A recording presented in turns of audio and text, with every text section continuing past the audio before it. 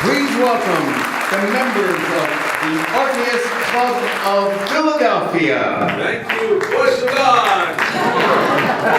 I'm so happy to be here. Are there any Philadelphia natives in the audience? All right. Good. Thank you. We represent a small portion of the Orpheus Club of Philadelphia. Normally we have about 70 on stage for 3 formal concerts a year at the Academy of Music, the Union League Club, and Verizon Hall. But we were the ones who didn't qualify to go to the Boston Marathon. So we're here to welcome you, add a little music to the program. That was one of our favorite choral anthems. And in addition to the formal concerts that we do, in the middle of the year, we have a group that puts together an original musical show in which we pick 15 songs, somebody writes a script that's hopefully funny, the men play all the parts, and we put it on in our little clubhouse. It's called Revels, and it's a great blast. And the wonderful songs that have been presented in that show sometimes survive, and we're going to change the pace a little bit right now and give you one of those.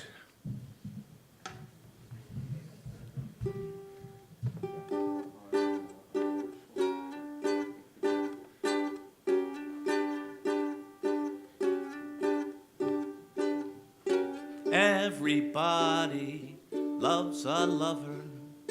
I'm a lover. Everybody loves me anyway. That's how I feel. Wow, I feel just like a Pollyanna. I should worry, not for nothing.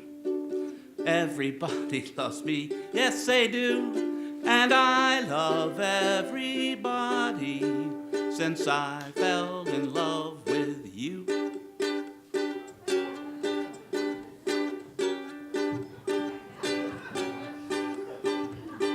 Who's the most popular personality? I can't help thinking it's no one else but me. Gee, I feel just about 10 feet tall, having a ball. Guess you might call me a Pollyanna. Everybody loves a lover. Everybody loves me, yes they do. And I love everybody since I fell in love with you.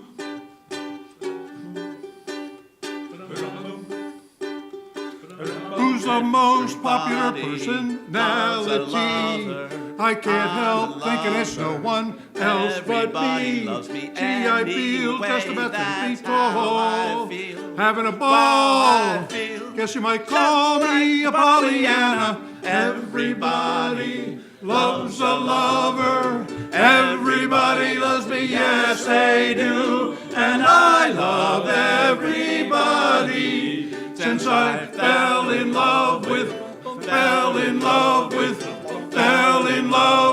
you. I'll be a Pollyanna too.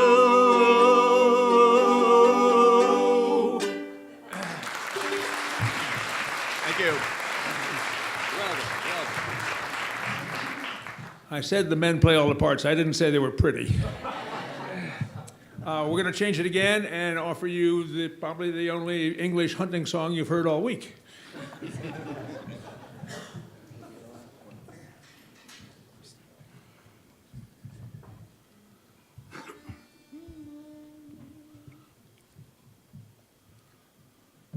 Do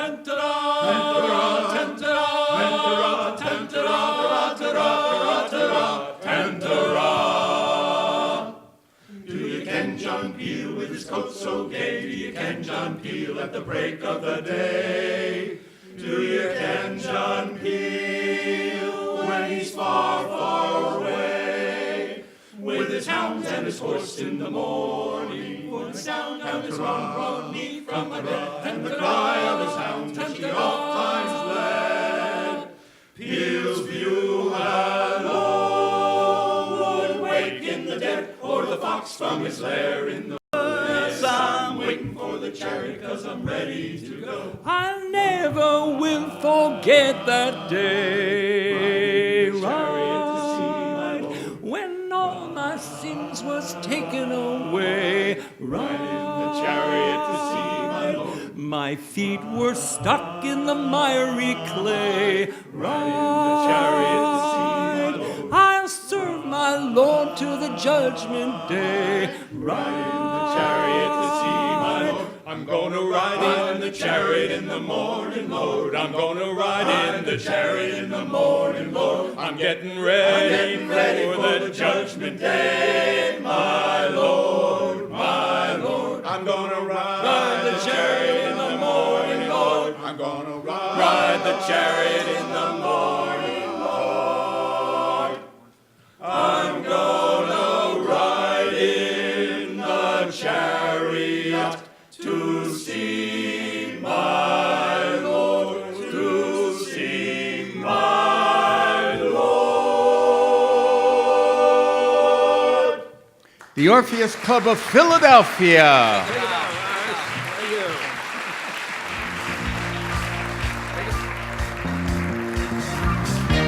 Hello, everybody. Let's hear it again for the Orpheus Club.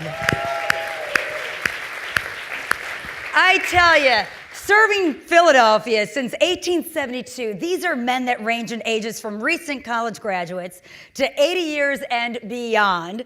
Serving Philadelphia for over half a century, they are here to service you today, and feel free to book them anytime because they were fantastic. Welcome to the 37th annual IACC-Americas Connect. This is where it all begins. Let's give it up for all of you. During this week, we have two dynamic venues, starting right here at the Chubb Hotel and Conference Center. They have been at work for over a year, led by Daniel Briones. Let's hear it for Chubb. What a team.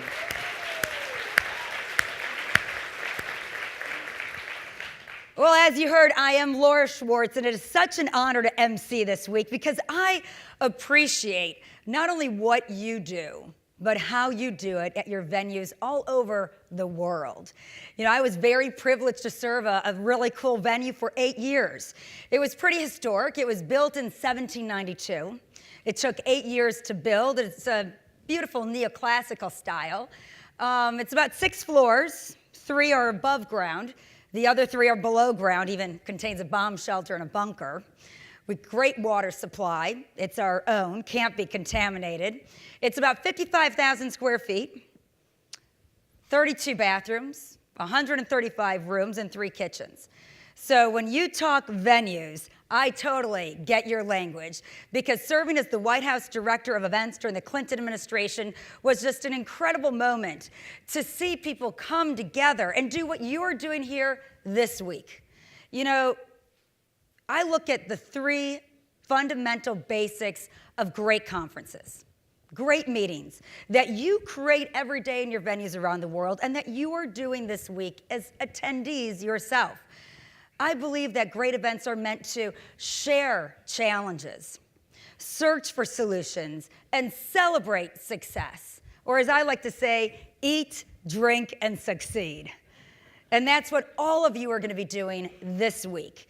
You know, if there's one thing I learned behind the scenes at the White House, is that the most effective and powerful way to communicate a message is through events, through conferences, off-site, away from the offices, and in the very venues that you represent in so many different ways here this week and every single day, whether you're in the office or you're out of the office, because you're always on call. But really, what you do is create that atmosphere that's not only enjoyable and fun and fabulous, but productive as well. And that's what we aim to do here for you this week. And that's what this team has been doing, getting ready. And as you know, it is no small feat to put on an America's Connect conference. It takes a lot of hard work, a lot of commitment. And for that, I would love to introduce your conference chair, Daniel Briones. Daniel, please stand for some applause. There he is. Your vice chairs, Jason McKeechin and Tim Lukey. Jason and Tim, right back there. and the rest of your annual conference planning committee. Could those on the planning committee please stand up so we can recognize you? On your feet. Thank you. Thank you so much. Now, over the course of this event, you are going to be exposed to a variety of incredible educational and networking opportunities. You're going to come together to solve problems, build relationships that are going to last for many years to come after we are all said and done here on Wednesday in Philadelphia. We've got a great lineup of experts and presenters and speakers who are going to share their knowledge in the course of this week. 3 great general sessions. I'm very proud to be giving one on Wednesday. And 4 tracks of breakout sessions. And in addition to those, we also have what we're calling campfire sessions. Now, these are going to be really fun. If you haven't done them before, we encourage you to get involved. The campfire sessions are planned 30-minute conversations led by a facilitator over a variety of trending topics. We encourage you to attend and take time to go to these sessions each day and share ideas that matter and come up with great solutions together. Now, each day you will also have the opportunity to meet with the great exhibitors and sponsors, many of them helping to make this conference happen. Please take your time to meet them and consider them as possible business partners in the future when you're seeking new and interesting and innovative services. Now, to give you a little incentive, you all at registration got these great passports. Please carry the daily exhibitor passport that you picked up at registration. If you didn't, make sure to see Kate Bacon and the incredible IAC team led by Julie Elfland, and go ahead and get these, because when you're meeting your exhibitors, get your passport checked off and keep it with you, turn it in so you can enter to win a fabulous prize. Now, if you've not already done so, we want to talk about the conference app, this phenomenal app powered by CVent. It's called the IAC Conference app. The instructions to download it are on your program. If you haven't done so already, you can go ahead and search for it now. But the conference app provides a complete schedule of events and locations, since we've got a few things going on, as well as some other really fun features. Now, throughout the time, we'd love for you to tweet. You can see up there the hashtag is IACConnect18.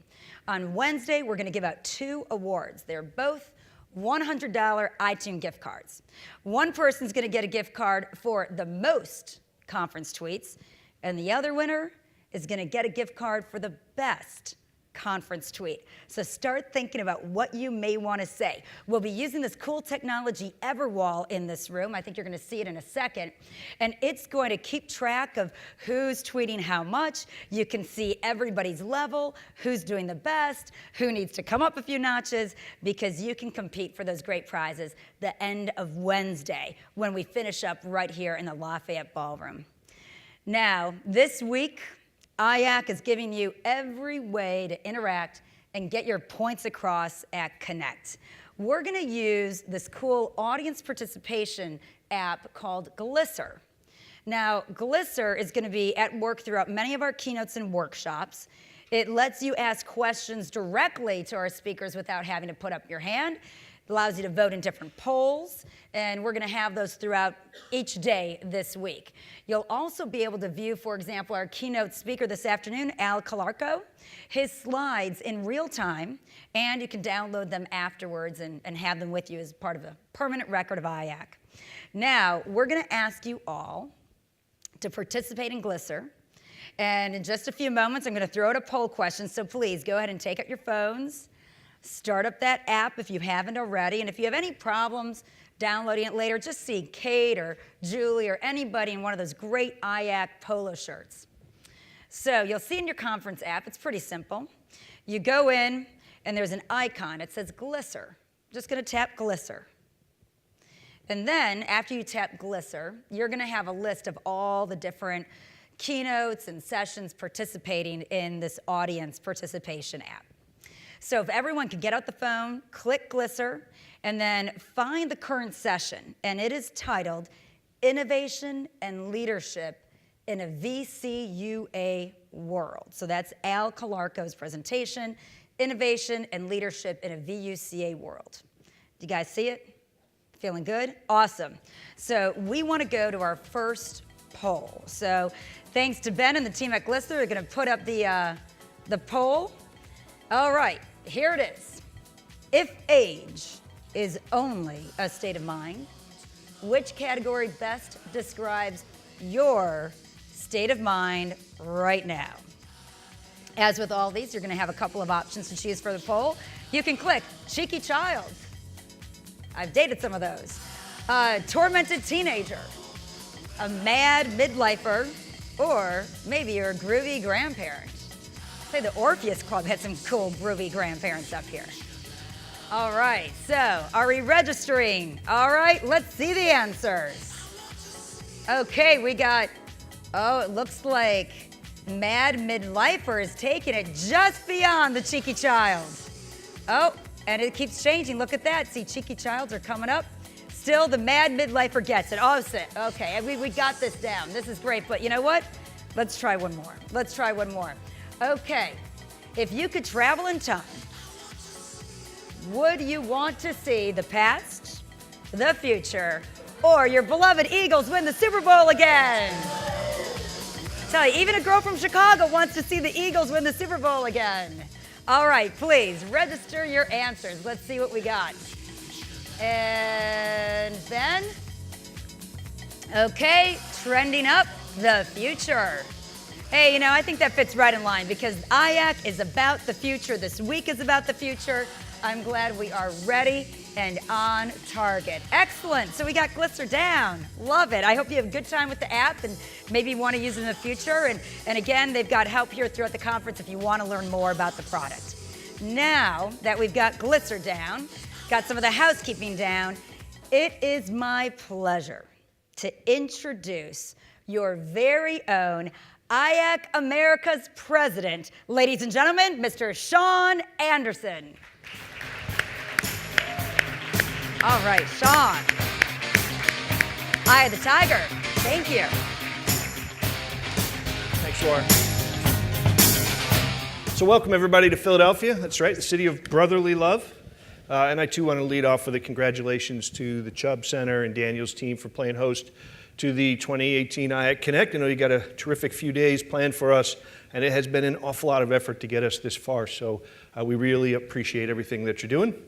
As many of you may know, I lived here myself in Philadelphia several years back. So it's great to be back in town, home of Ben Franklin, the Liberty Bell, the home of Rocky, the Philly cheesesteak, but most historic of all, we may have seen it earlier, the home of the Super Bowl champion Philadelphia Eagles. Great sports town, among many other attributes. I'm going to jump right in by asking a question. Tough question to start with, but I think it'll make sense as we move forward. So here's the question. Can you imagine a meetings industry without IACC? So not an easy question right out of the gate, but reflect on that for just a minute. I saw that question in a different context a while ago, and I'll kind of explain that as we move through, but in preparation for today, I've given that an awful lot of thought. And truth is, I can't. I cannot imagine a meetings industry without IACC. And that's not because of some emotional attachment or, frankly, because it would be really poor form for the president to think that way. But more, I honestly can't. I can't imagine a meetings industry without all of the inventions and the contributions that you have all made on behalf of IACC. It is impossible for me. So I'll share a few examples. One of those is the introduction of natural light into meeting spaces, right? That was a completely original thought that we started. Bring the outside indoors and introducing elements of nature, IACC realizing that introducing the elements of nature changes the energy in the room. And now it is all the rage, right? Ergonomic, comfortable seating, right? That entire revolution started with IACC, the revolution toward customized seating. When you came into this meeting room today, all of you made a choice, even you in the StubHub seats in the back. You all made a choice as to what fits your best, your personal style. And that's a link that IACC introduced in an effort to create spaces that better keep the attention and the excitement of the adults in the room. Technology, one area we could go on and on. I'll pick a couple examples. The basics, right? Eliminate all the ambient noise and the distractions. Let's not put large competing loud groups in a ballroom. Instead, let's build flexible, dedicated spaces, which is what everybody's looking for today. other technology innovations that were standardized by IAC. Things like the LCD projector. Seems simple enough now, but IAC was the first organization to say that this technology is not some ancillary piece of equipment. Think about all the equipment up to that point, right, and how it was used. But this is not some ancillary piece that's going to sit in the corner of the meeting space. If this is properly integrated, this is going to elevate meetings. It's going to provide facilitators with a tool for interactive, exciting learning, and presenters are going to have a world of opportunity to bring color and animation and global connection into the room. The list goes on. We could talk about food and beverage for a second, because everyone else is, right? Since day one with IAC, food and beverage wasn't just about calories and rubber chicken on a plate. It was a networking starter. It was about great food and great design and how that makes better meetings, better events, brain food. And it's a way to extend the learning or the event itself from the classroom into the public third spaces, create a long tail of relationships, community, and networking. Truth is, IAC is and always has been on the leading edge. I contend you were disrupting long before this age of disruption. Now let me be clear what I mean. I think many of you were disrupting long before today's disruptors held their first job or graduated grade school, or in some cases before they were even born. I'm going to share a couple other fun examples. I don't know if you're familiar with GeekWire, right? So we go from the beginning of IAC time all the way up to just a few months ago here. So if you're familiar with GeekWire, they reported last fall about some cool new meeting space, right? It was built outdoors. You can see the quotes up there, where people can clear their heads in 2 enclosed tree houses. They're actually outdoors. Microsoft contributed to that article because it was their space, and they said, while some have moved toward the trend of creating indoor spaces that function as proxies for the outdoors, Microsoft has created something unique, a truly novel idea we had, right? I don't know how many of you have seen this space or if you saw the article, but it was a big deal when it came out. It was also in digital trends.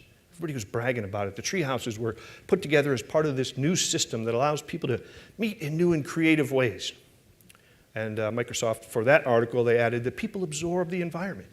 It changes the perception of work and how it can be done. So maybe we were onto something, right? They called it some of the best meeting rooms ever, these cool new converged spaces built outdoors. Now again, this just opened last fall, and here's a funny story for you. Everything I just shared with you as far as those articles is concerned, completely spot on. Those photos that you see there, that's IAC meeting space. Treehouse meeting space that's been a part of IAC since it was created over 10 years ago. If you want to meet a real disruptor, seek me out afterwards. I'll introduce you to the guy because I think he's here in the room somewhere. Now, how about the food scene in meetings? We talked about it a little bit. Let's go into that a little more, right? Everybody, everywhere is on board with the important contributions that great food and beverage have toward a successful meeting or an event, right? It has now moved, for the culinarians in the room, center of the plate, right? Maybe it's food and technology are probably viewed as 2 top contributors for fun, successful events, which is why IAC introduced the copper skillet 15 years ago. It was a statement to the industry on the impact that great food could have, creating memorable, creative, fun, exciting, and effective outcomes, and a statement to the industry about the talent of IAC chefs who make it happen. Now, despite all this, it's fair to say, on occasion, we still encounter a meeting planner who isn't familiar with IAC, right? They don't know what that is, or maybe they're not familiar with the acronym, and that's what got me to thinking. Can you even imagine a meetings industry without IAC? Again, maybe somebody doesn't know the acronym or the colorful logo, but I assure you they know the brand, because the brand is defined as what you stand for. And what we stand for, what you do every single day, is what planners and meeting professionals passionately preach about as the most important keys to their success. Now, as a sidebar, don't be too offended that the meetings industry has borrowed so many of your great ideas. It happens all the time. My great ideas, if I ever have one, your great ideas, they get stolen all the time. But here's why they steal your ideas and they don't look back. Because it's brilliant. It's the right answer at the right time, brings maximum benefit, everybody loves it, your innovation gets plugged in, and in this case, worked into the meetings industry, and everybody runs forward with this great tool. Now here's the thing, right? If you're always innovating and you're always the idea person, everybody notices. And we know without question, we've talked about it, IAC community has always and continues to contribute many incredible meeting industry innovations. Proof is everywhere we look. We talked about several examples. Talk about the meeting room of the future, our global mentorship program, the IAC Green Star program. Record attendance in 2017 at our regional events. Direct meeting planner education attendance in the thousands in just the past year.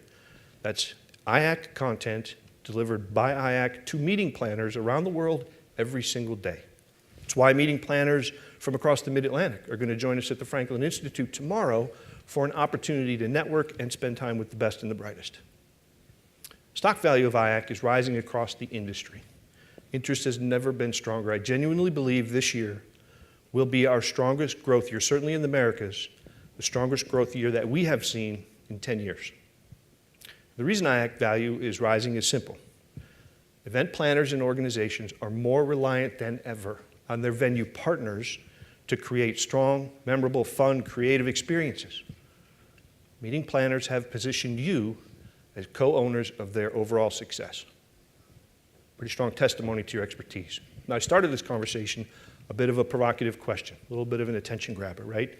And now I'm sure you see the way I do. The more you do an introspective on that question, IAC's contributions continue to lead the industry. Now, in closing, I do want to issue a few challenges because it's important to me and to all of us on the board. I'm going to introduce them in a minute, but we want you to make sure you get full exposure to all of this growth and excitement. So, challenge number one, get to your regional events. I'm going to introduce some of the leads. You're going to be able to put a name with the face. I told you, record attendance in 2017. I project it's going to be even stronger in 2018. I think we're going to look back at it and say it was the best year ever. If you're not signed up for our monthly webinars, go back in and look what those are all about and do it. Sign up for one at least every single month. And before you leave Philadelphia, I challenge you to get 2 of your team members signed up for IAC's Global Mentorship Program. This doesn't have to be a current gen, next gen kind of a relationship, but an opportunity maybe for peer-to-peer, anybody at any stage in your career to set up with a global mentor and exposure to what's going on around the world. Fantastic opportunity. Right before I walked in, somebody mentioned if you just share with people, if they just simply leave their card or their name at the reg desk, there are people in this room who lead up that effort. They will find you before the end of the conference to help. Okay? So I want to move on to recognition time. I got a couple important things we want to share. So behind all this success and all of this activity, you got an incredibly hardworking and talented volunteer group. All right, specifically, I mean your board of directors. And when you knock it out of the park the way they are, you deserve to be recognized. So we're going to get some kudos out to the board, but we're going to do this, we're going to have a little bit of fun with it. We're going to go back to a Glisser poll, which I'll walk you through in a second. And then also we're going to show a short video. Now, the importance of the video for all of you, right? This is me coaching up the audience. I expect a more robust response when I introduce the board than even what you see in this video. So we'll get to that in a second. All right, so Glisser poll question number 1. I think we're going to show this up. Yeah, you can see it up there on the screen. So here we are, right? Beautiful Golf Resort Conference Center. And so there's the theme of our first question. Now, this is importantly high stakes to win the next annual IAC Golf Championship, so don't take this choice lightly, right? But you're going to play golf, you can set up your tee time, and you have a choice to fill out your foursome. So who do you want in your foursome? And first, we've got Nancy, Paul, and Eric. Apparently, Eric is one heck of a golfer living there in Florida like he does, so we've got Eric twice. You're going to be busy. It's Eric first base, Eric second base, Eric third. Neil Gardner and Anna Hess. And then third up, we've got Creston and Brian Stapleton and Lori. Very important decisions you have to make here. So let's see, who would you choose?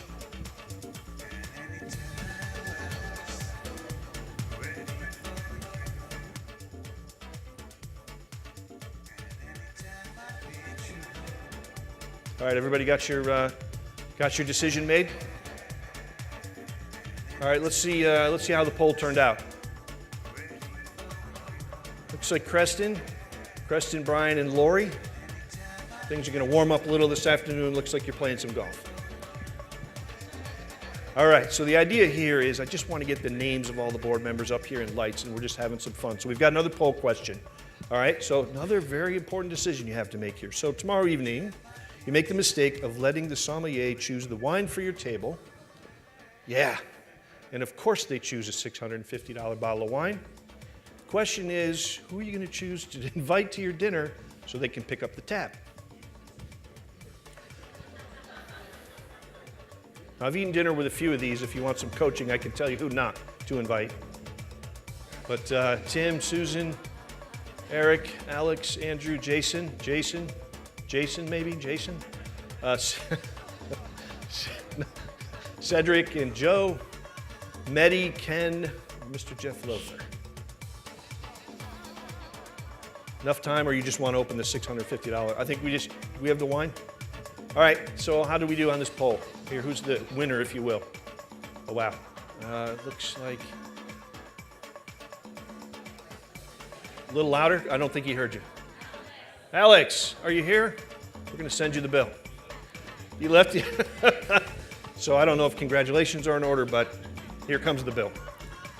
All right, last question, just to see if you're paying attention. Now, here it is. Ready? Who's more likely to be sitting front row center, bright and early Wednesday morning? Are you reading ahead? Because he just crawled in from the pub. Sean Anderson, yours truly, or the British guy who grew up. Didn't you grow up in a? Yeah. All right. So I'm not plugging myself or Mark. You pick whoever you think.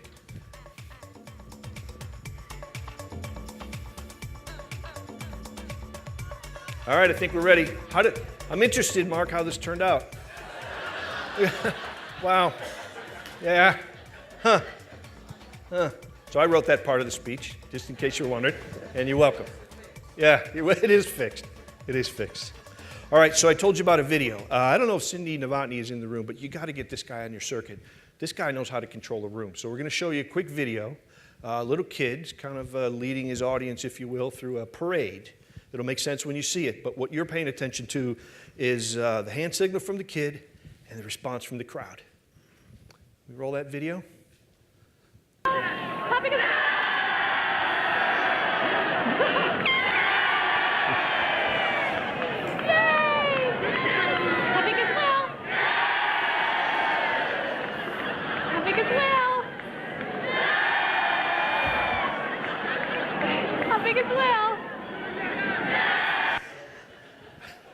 I don't think any man should have that much power. I'm just saying. So I'm going to ask in a moment for the board to stand up, but you all get the point, hand signal, and then I expect a really enthusiastic jumping crowd in appreciation for all the work they're doing. So if you're on the board of directors, could you stand up? Yeah!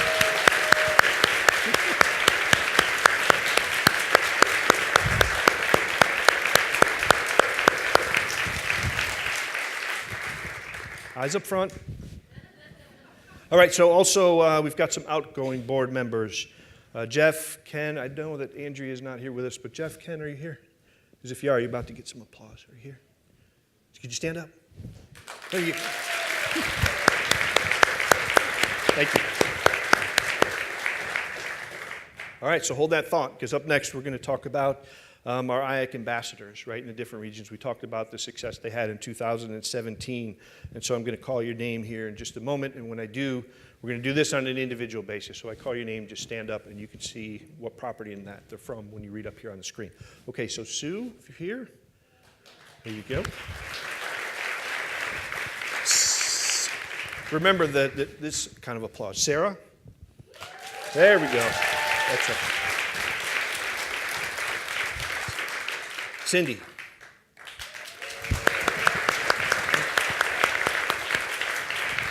We'll do a couple at a time. Rhonda and Alex. Okay. All right, Jessica and Blake.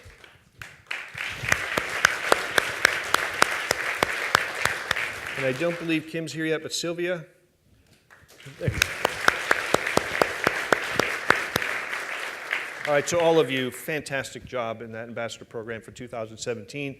It was so strong that we're going to introduce some extra regions in 2018. And I'm going to introduce names again. If you could stand up, part of this new group that we're going to expand in 2018. You can see Anna. Anna are here. Anna Hess. Here you go, Anna. Okay. And Ryan. Here we go. Okay. And Son. There you go. Thanks for everything you guys do. You're really, really making a difference with an IAC, and we appreciate it.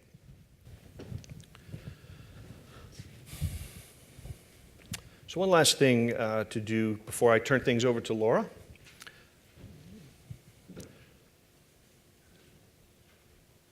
I want to just take a moment here and remember one of IACC's true legends. As many of you know, we lost a member of the IACC family when Bob Pruitt passed away just a couple months ago. As we stand here in the midst of some of the most exciting times IACC has ever experienced, it's appropriate, more than appropriate, to look back at Bob's contributions and what he helped build for all of us. Bob's service to IACC extended over 2 decades, and we have Bob Pruitt to thank for helping lay the foundation of the brand that has become synonymous with quality, creativity, the best and the brightest. It only seems right that Bob was with our organization for most of our existence. Graduated with a master's by Stanford University, Bob was one of the most brilliant marketing and branding talents I have ever had the opportunity to meet. Certainly was passionate about IACC. He was a mentor to many of us. He was a multiple award winner of IACC. So I'd like to pause for a moment to reflect on Bob, his legacy, his family, and his contributions.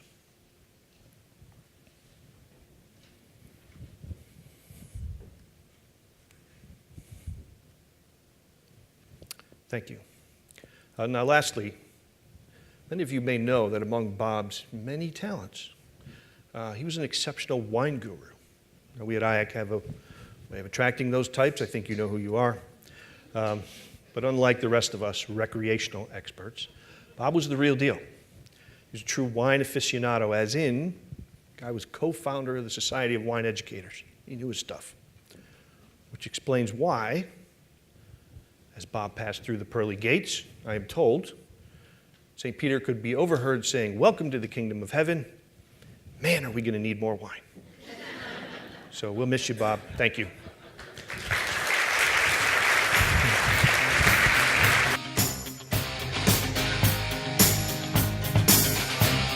It really is amazing to see association with such a legacy of not just the overarching brand, but great individuals that make up this industry. I have never met Bob, but after reading about him, I asked somebody about Bob, and the stories are tremendous. So I encourage you, if you hadn't known him, like myself, ask a member, and there are so many stories filled in this room, and what a legacy he's left. So thank you again for recognizing such an incredible man, an incredible soul. And it's an honor, I think, for all of us to keep that excitement alive, committed to this incredible organization. An organization that could not do what it does without incredible support of sponsors all around throughout this week. I want to especially ask a few of those to be recognized by your Americas and Global Board Director and Chair of the Sponsorship Committee, Susan Liston, and IACC CEO, Mark Cooper. Please join me on stage. Thank you very much.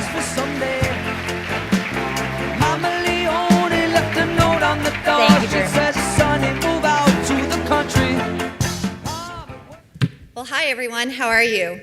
I'm so excited to be here, and it's especially my honor to recognize every single company that you see here on the screens behind me. This year, our sponsorship committee selected a lineup of suppliers that we really feel are true leaders in their industry, and we really felt that you deserve to meet them, and we could introduce them to the greater IACC population. So at this point, you're probably thinking, okay, she's going to tell me I have to get up and I've got to go see the sponsors during the break and all of that. And I do want to tell you that. But first, I would like to invite Mark to come and tell you a really great story. Mark? Thank you, Susan. Good afternoon, everybody. Welcome. Well, just before we get into this, so from the Glisser polls, I've learned 2 things. One is you want to come with me to the pub tonight. The other is I'm bringing Alex Cabanis with me as well. He's going to pay the bill. So this is a perfect double act. But there's nothing better than telling an IACC story, is there? And just two weeks ago, I had the pleasure of going out to one of our member properties in Tokyo, Japan, the opening of their new conference facilities. And it was an incredible event. Picture this, we had 300 meeting planners from across Japan, organizations like Google, IBM, Pfizer, they were all there for the opening of these facilities. And the story that they told was incredible. They talked about the facilities, the chairs and the tables that arrived. They'd chosen them from an IACC-Americas conference 2 years ago, and they literally arrived the day before the opening in the wrappers. The lectern that we spoke from was from a German supplier that they met at the European conference. The Bose system was the only system that, again, they'd picked up from an IACC-Americas conference from the supplier that had been put into a conference facility in Japan. And that was not it. 2 providers of IT and software were again there, and they were launching them. One of them they met last year in Los Angeles, and they were working with them to bring this software into Japan for the first time. And if that story wasn't good enough, when we got to the reception, the wines that were served to their customers were the same New Zealand wines that they tasted not 2 weeks prior to that with me and other IACC colleagues in Auckland, New Zealand. And they were so proud of this. It was the Tokyo Conference Center in Shinagawa. But what I took away from that is the importance for IACC in terms of just bringing together the smartest minds in the industry, suppliers, operators, and the lengths that we go to provide the very best meeting facilities and the greatest meeting experiences. So I hope that you'll be able to pick up and make similar connections whilst you're here today. Thank you.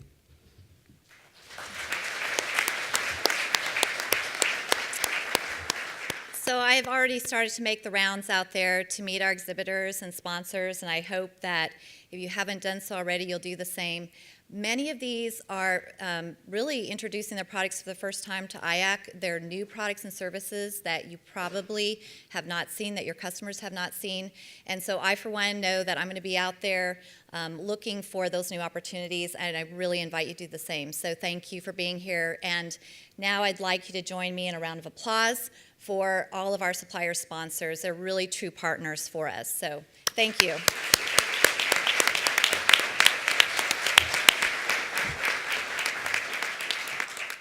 So, ladies and gentlemen, now I'd like to highlight the incredible commitment from our members, from both our leading management companies at platinum sponsorship level, but also our silver sponsor, UCLA Lake Arrowhead, at a property level. All of which, without their support, the program of education that we put on, the helping of individuals and introducing the next generation into the industry could not happen. The level of learning that we will put on over the next 3 days would not be able to happen without their support. Please give a round of applause to our top sponsors, the categories of titanium, opal, gold, silver, all of which who have supported IACC Connect this year. Ladies and gentlemen, round of applause, please.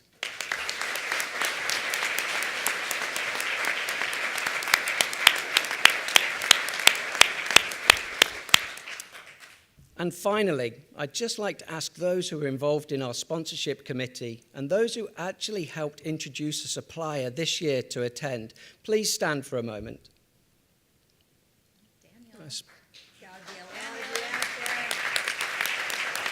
Please stay standing.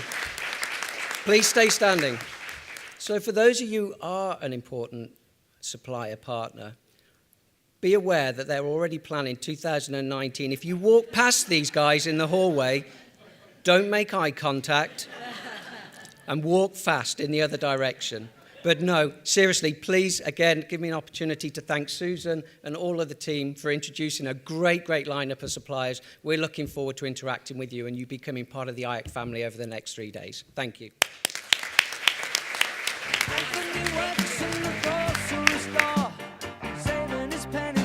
Mark and Susan, you heard it. They are your girl. You know, I got to tell you that the leadership from the committee level and the leadership and everything in between is just astounding. Let's hear it again for your IACC President of the Americas, Sean Anderson, for leading the way.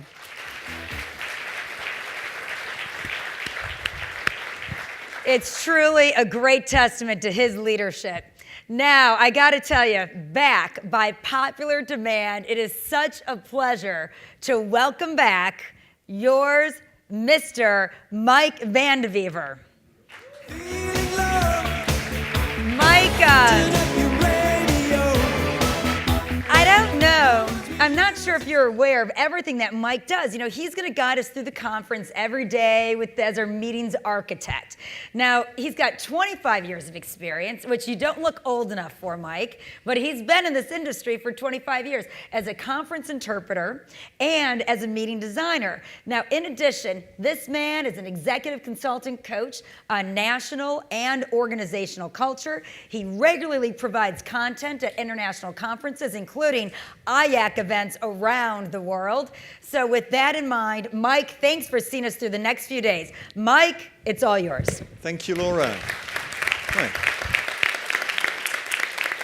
Didn't see all of that coming. Well, good afternoon, and welcome to this year's event. Now, you come here and you want to do essentially two big things. You want to meet new people, that's already taking place, and you want to get good content, right? I'm going to help you a bit with choosing the right content. We're going to really pump through very quickly all of the sessions so that you are helped to make the right choices. So we've got the speakers in here, almost all of them. They thought they were going to get 30 seconds, but they're actually going to get 25 seconds from me to pitch their sessions. I'm going to use 3 instruments. One is the screen, where you can see the title of the session, the place, and the name of the speaker. 2 is going to be a microphone, which is this one. Now, this also keeps the audience on edge because we're going to throw it around. Okay? So if some of the speakers are not so good in baseball, be careful. Then the 3rd instrument is going to be this. I'm going to time everybody ruthlessly, and after 25 seconds, their time is up, and they have to shut up. Good. Are those rules of the game clear to everyone? Speakers? Well, you're going to find out. Okay, so without further ado, here is our first speaker, and I also have a clicker, but that's not part of the game. Our first speaker that is going to introduce his session in 30 seconds is Evan Urbania. Here's your catch box. Off you go. All right, so listen up. If you are having a tough time telling the difference between a GIF, a meme, or fake news, if you're never tickled to tweet, if you're feeling left out of LinkedIn, or if you just want to know if Mark Zuckerberg is an alien from Mars, spoiler, he is. Come see my session at 3:45. Done. Very good. Within time. Excellent. Keep the cash box. Keep it and throw it to the next speaker. By the way, this is the breakout sessions for this afternoon. Afterwards, we'll also cover the various campfire sessions and some of the sessions for tomorrow.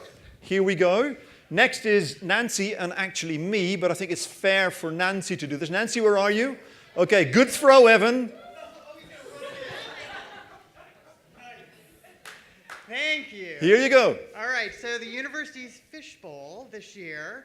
If you like swimming with a cool group of fish, and please join us today, all the young guppies that are at campus-based conference centers, and we're going to be talking about what's going on in our little world. Okay, also very good. Within 20 seconds, thank you. University Fish Bowl later this afternoon for university venues. Next up is Al Calarco. Oh, that's close. That's easy, Al. That's about all I could handle. There you go. Practical approaches to leading self and others. We judge ourselves by our intentions, but everybody who works with us judges us by our behavior. So we're going to spend some time talking about the behaviors associated with leadership. Done. Good. Awesome. Thank you very much. Those are the sessions in the breakouts this afternoon. After that, there's going to be another series. There's going to be a first series of Monday afternoon campfires. These are the short conversation type sessions which last 30 minutes. 4:45, the first ones are going to be the copper skillet chefs. Where are you, chefs? They're hiding. Oh, there's one over there. Right. Good. Copper skillet chef. Where's the catch box? Al, where's the catch box? Come on. Quicker. There you are.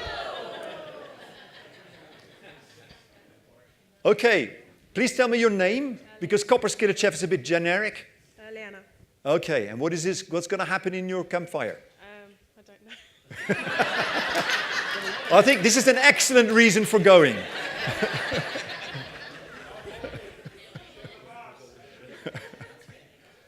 Okay, next up, Greg Lindquist, where are you? Greg Glikvis is not here. Okay, so he forfeits his chance to get people into a session. We're a tough bunch. Eric Bracht, the golfer. Where are you? There you are. Okay. Can you throw the catch box at him? Good. You have 30 seconds, Eric. All right. I thought I get 25. We're going to talk in this session about your technology inventory, your portable stuff, your stuff that's built in. Do you know how long you've had it? Do you know when to replace it? Do you know how much it cost? If it was missing, would you realize? So we're going to talk about the different ways people are tracking that and some ideas on the things you want to record. Okay. Wonderful. Thank you very much. Good pitch. Stay with the Evan again. Oh yeah, he's coming back. So he's got 2 chances. There you go. Wasn't pretty, but it worked. All right, so if you haven't had enough social media by then, stick around for my show and tell, where we'll dissect the latest viral video, which usually includes a cat, a cucumber, and a bathtub. Or we could actually sit there and talk about your biggest failures, challenges, successes, and stories around social. Okay. Does that also involve a cucumber, a bathtub, and a cat? It can. For the audience. Okay. Yeah. Really Good. up to you. Yeah. Thank you. Evan, keep the catch box. Jim Irvin. Jim Irvin is not here because his flight got cancelled, which is very sad. Now, Julie was looking for a replacement for him. Julie, have you managed? Not yet? No? You're working on it. Right, yeah, or you can enjoy the flash floods outside, if that's more to your liking. Okay. Paul Dolce, where are you? This is tomorrow morning. Yeah, there you are. That's a big throw, Evan, again. All right, we're going to do it. Good enough, good enough. Here you go. So, what can I do for your organization is usually the question. This session and this program has been launched to answer the question, what can IACC do for you? The mentor program is a way for all of you, any of you, interested in tapping into the broad experience and knowledge of the fantastic people in our association. So come learn how. We will hook you up between a mentor and a mentee, and you'll enjoy. Yes, and thank you. Time is up. Yeah. Okay, great. That's by the way, is the start of tomorrow morning's campfires. As you can see, 9 o'clock. Paul is the first. The next up is Shannon. Shannon, where are you? There you are. Okay. Yes. Well, it's okay. Maybe you've got other sports at which you are really good. I'm sure you are. Good. Here you go. So in our session, we're going to start the conversation of the connection between employee retention and engagement and how IACC can help move retention, move engagement. Again, a workforce that is happy and engaged is one that stays. So that's what we're going to be talking about. Okay, excellent. Thank you. Keep it. And yeah. Good. Next person up is Joanna. I know you're over there. I saw you earlier on.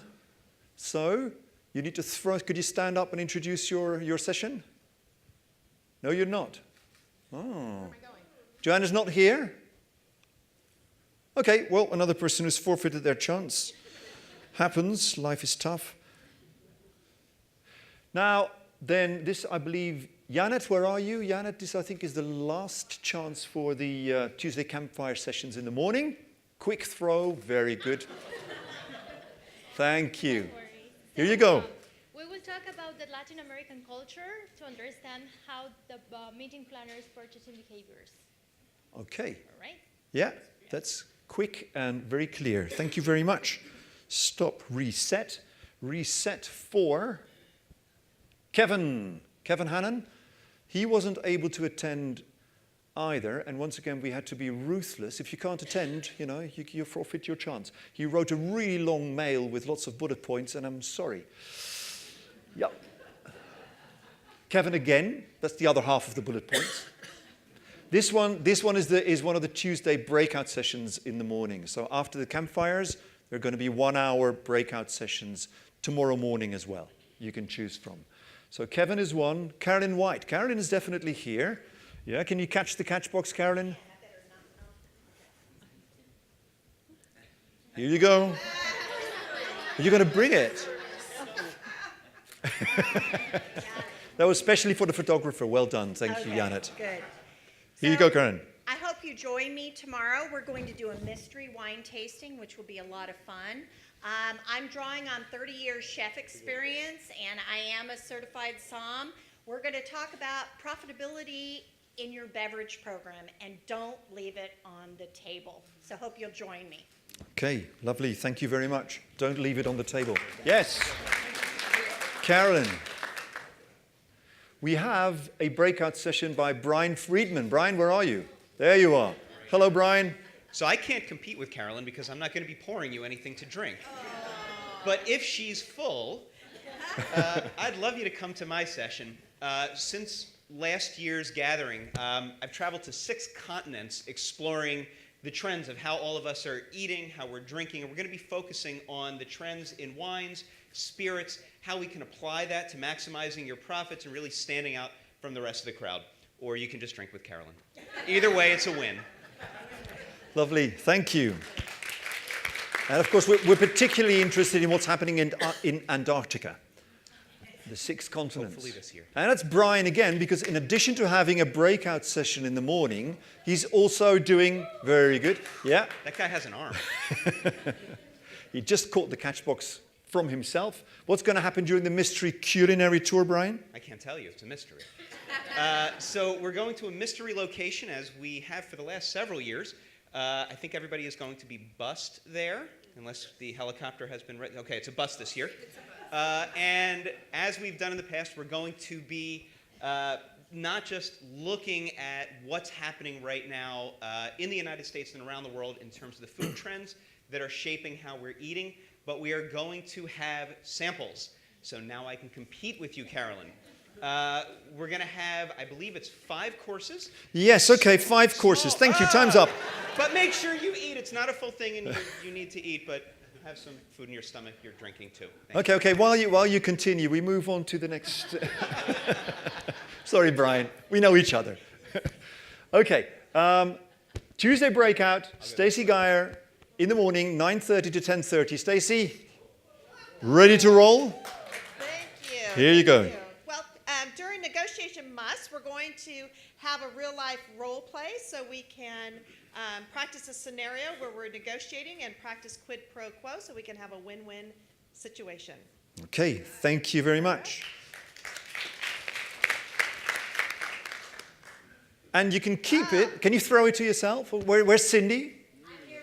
But she's, she does so much talking. So during She this, doesn't?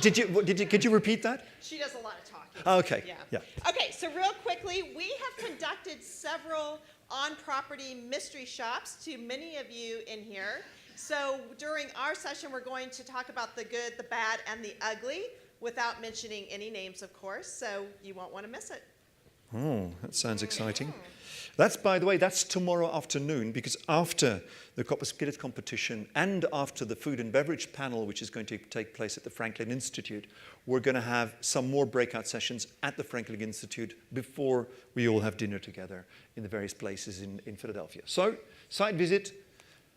And we also there have Robin Brocklesby. Robin. Oh, okay.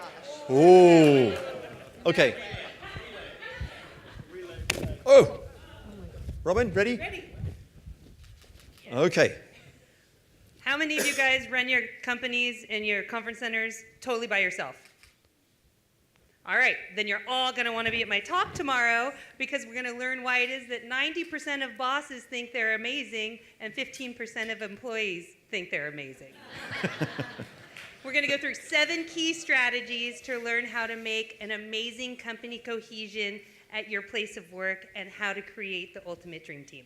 Okay, great. Thank you, Robin. And we also have tomorrow afternoon an exciting presentation by Mark Cooper. Everybody duck. I can do this. Don't take the light out. Ooh. You nearly managed, Robin. Well done to take the light out. Sorry, Daniel. We have wine at the reception after our session. We are going to predict, create, and shape the future of meetings with yourselves and with our meeting planner community. We'll be looking at what drives meeting planners absolutely crazy and what's behind some of the changing needs that they have. Food and beverage, AV, meeting room formats, we'll be digging deep, getting under the skin of meeting room trends. So come along and join us, have some fun, and let's debate with meeting planners. Thank you, Mark. The last person tomorrow afternoon during the breakout sessions in Tuesday is Jessie. Jessie, where are you? Jessie is not here yet, unfortunately. She's going to talk about new learning formats for in your venues. Okay? You can keep the catch box for now, thank you. I can't pick it up later. That's it. These are all the sessions for today and tomorrow. We'll do a quick reminder tomorrow afternoon, and I'll introduce the Wednesday sessions to you Wednesday morning during the plenary. There's two more things I'd like to do very briefly. One is on Wednesday at the end of the morning, we'll have the final closing session. This is going to take place in a special format which is going to feature peer-to-peer learning, which is one of the things that during interviews we conducted with some of the participants to this conference was one of the things that people really enjoyed having. So it's going to be called the Solutions Room, and the Solutions Room is really small groups of people working on the issues of each one of you. So it's going to be 7 people. Each person gets a turn where the other 6 are their free consultants for 6 or 7 minutes. You all get a turn.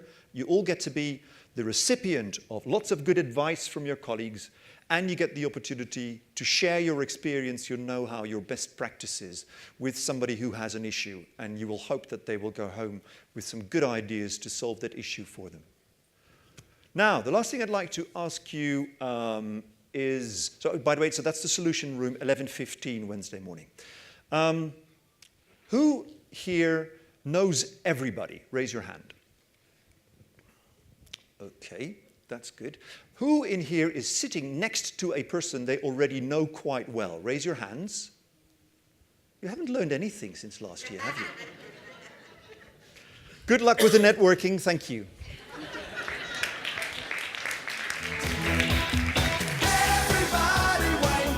Thanks a lot, Mike. It's going to be a really exciting next couple of days. I liked IAC before, but now that you have a wine tasting with Carolyn at 9:30 in the morning tomorrow, you guys rock. This is awesome. Hey, and that catch box is going to be used throughout, so get ready. And any insurance claims following IAC, go right to Mark or Sean related to the catch box. Well, listen, we are really excited about the week ahead, and right now we are thrilled about Al Calarco.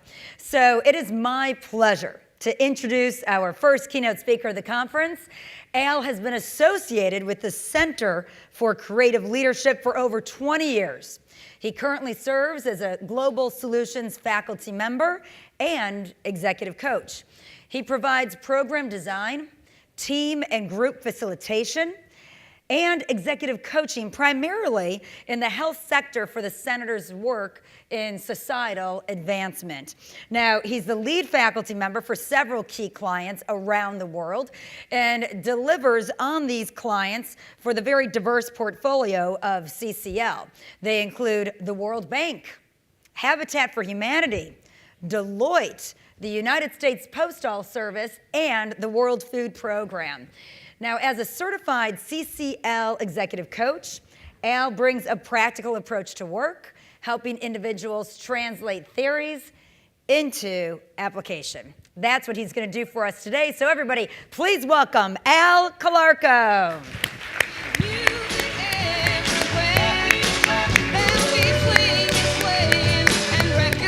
Come on up, Al. Thank you very much. I thought you were going to dance on the way up. It's my favorite song. A couple of things. One is I have a couple of notes. I usually do a keynote address, but as I was sitting in the back, I was reminded of a few things that I think would be really good reminders about this topic of innovation. One is this idea of mentorship. So I would encourage you to ask a person who you think is successful if they had a mentor in their life. Because the research is clear that successful people almost always can thank someone who helped them along the way. So I'd encourage you to take advantage of opportunities for people who've been successful in the profession and build a mentoring relationship, because it's a key differentiator between people who are successful and people who, quite frankly, derail professionally as well. Secondly, I worked in higher education for 20 years. I worked in housing and residence halls and conference services for 20 years. And we had food service as well. In fact, my career in college started on the food service line in the cafeteria as an undergraduate. A couple things about that. One is I was lucky enough to have bosses who always believed in professional development and personal development. I've been pretty lucky. Secondly, I had a vice president who believed in the 3 R's. He said you needed to retreat so that you could renew, so that you're able to return. And he believed, as I do, that conferences like this give you an opportunity to sit next to, engage with, and have conversations with people who get you and understand the work that you're doing and the challenges that you're doing. So I'd encourage you to take full advantage of that. And if you are sitting close to somebody you know really well, at least invite a third person into the audience so that you have an opportunity to talk about it and renew a little bit so that you're able to return. Now, when I was working at UNC Chapel Hill, which I know it's risky to mention Chapel Hill when I'm in Villanova territory, but I did grow up in Pennsylvania. I'm a native of Pennsylvania. So I took a student group on a retreat to the beach of North Carolina, which is pretty spectacular. But we were going down this road, Old Highway 54, and there's a town in North Carolina called Fuquay-Varina. And all the way there, my colleague was arguing with me as to whether the name of the town was Fuquay or Fuqua, because if you're from Duke, it's Fuqua. Is it Varina or Varina? And so we decide to stop at a restaurant, and Max walks up to this woman who works at the restaurant and says to this woman, true story, ma'am, tell me real slowly how you pronounce the name of this place. And she looked right at him and said, Hardee's. That's a true story. That's a true story, and I've told that joke for 30 years. Caroline, if this isn't going well, get that wine started and pass it from the back of the room, and we'll take it from there. Now, before I get started with the rest of the presentation, I have a question for you. One of the secrets to people being successful is that they get good feedback throughout their life. And when you interview or interact with or coach people who are successful executives, they'll tell you that they've always been open to feedback, to hearing what they do. So I'm going to ask you a question, and this is your opportunity to participate. I'd like you to stand up if you think you get enough feedback to be successful in your career. This would be the audience participation part of the. So look around the room. Interesting. And you're not unlike most other people we deal with. Secondly, stand up if you believe you give the people who work with you enough feedback so that they're successful in their careers and jobs. So feedback is a powerful tool. And what I would encourage you to think about doing as we begin to talk about innovation is stop giving feedback to people about what they did and start talking to them about how they did it. Right? So think about behaviors that successful people do, and when you give feedback to somebody, give them a little bit of a hint about not what they did, but how they did it. Because you might not be able to change a lot of things in your life, but you can actually change behavior, and it's hard work. And anyone who tells you it's not hard work has never tried to change behavior. And a simple example is, I was astonished when I lost a younger brother to lung cancer, and I was in the oncology center at the hospital, and there were doctors and nurses standing outside smoking. Right? Behavior is hard to change. And most of us are hardwired by a series of experiences, and we're going to talk a little bit about that when we talk about innovation. Okay? A plug for Glisser. Ben worked with me to put some polls in this presentation. We're going to ask you some questions. You'll be able to take the polls and answer the questions, and we'll see some real-time feedback about what you're thinking. And the thing I like about this tool is that it allows you to participate in this presentation. And the reason I bring that up is because remember, at the end of the week, when you evaluate this presentation, you're really giving feedback to yourself because you actively participated in the program. And if you need words to describe the participation, I'll be glad to help you with that. Let's talk about innovation. VUCA. Anyone ever heard the term before? Yeah. It comes from a military model, and what it stands for is volatile, uncertain, complex, and ambiguous. And I actually have somebody I'm coaching who said that's how he would define Monday morning in basket. That's everything he gets over the weekend. There are people who are happy with him, people who are angry with him, people who don't know what to do. He told me, I encouraged him as I was coaching him, that his job as a leader was teaching people how to fish, not to fish for them. And he said, you don't understand. He said, I first have to tell them where the river is and what a fish looks like and what a fishing pole looks like, right? So he said this really describes his life. I'll also tell you that one of the things we now have has complicated it. This. I'm old enough to remember when they gave me this and told me this was going to simplify my life. Right? I was really going to like this. And I was telling the folks last night at dinner that I remembered for a period of time, I moved for about 6 months to Singapore, and I had to get rid of an iPhone, and I had to go back to using a BlackBerry. Right? And I couldn't believe that for years. I had actually had a BlackBerry, and it had worked, and I couldn't remember anything about it. But this has complicated life because I now have access to you 24 hours a day, 7 days a week. And there's a wear and tear that this is putting on all of us. And a simple example of a recent survey that was done in looking at people's CAT scans when their phone rings.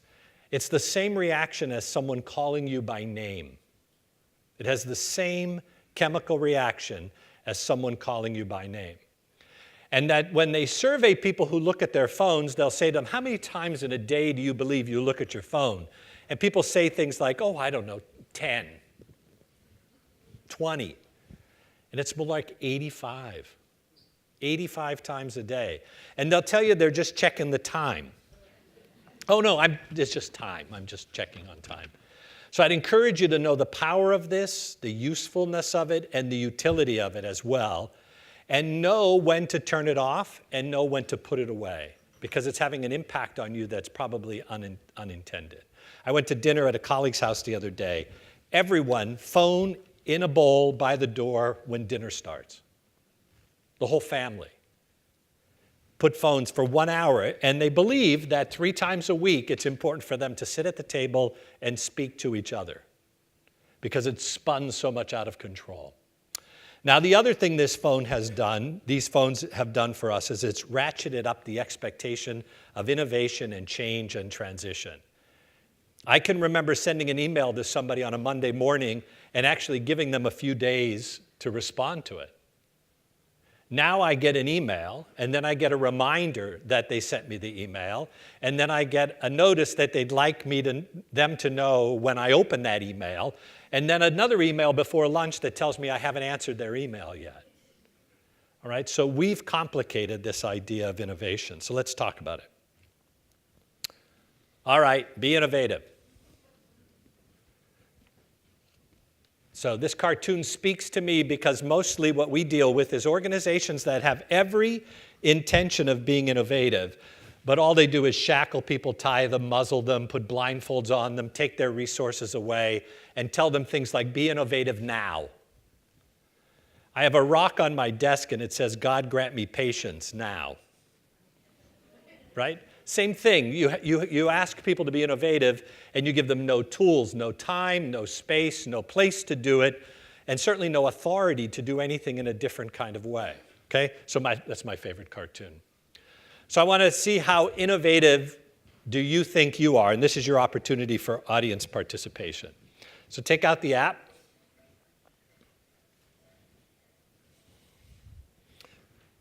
How innovative do you think you are? You'll see a little scale there. And then Ben in the back is going to help me in populating that.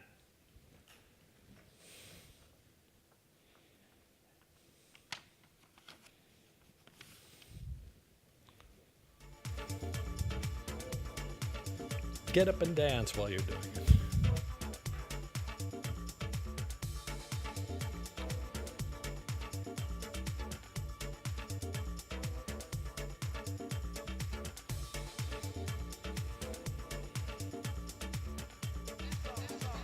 Let me know when you're ready, Ben.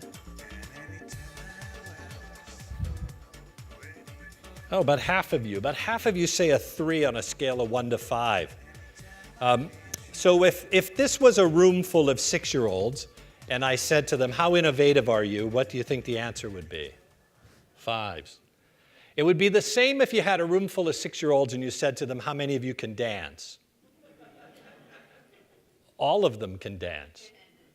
How many of you can sing? All of them can sing. And so it is with innovation, too, that I think what tends to happen is somewhere somebody told me I'm not very innovative. And it's the same impact as when we tell kids that they're not good at math, right? And so how innovative do you think you are? So the next question, now we'll ask you about your organization. How innovative is your organization? Go ahead and take the survey. Remember, you gave yourself a 3.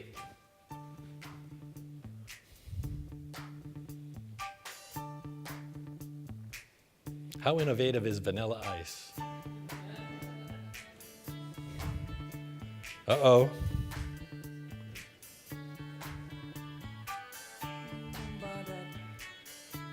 Uh-oh, still going. Wow.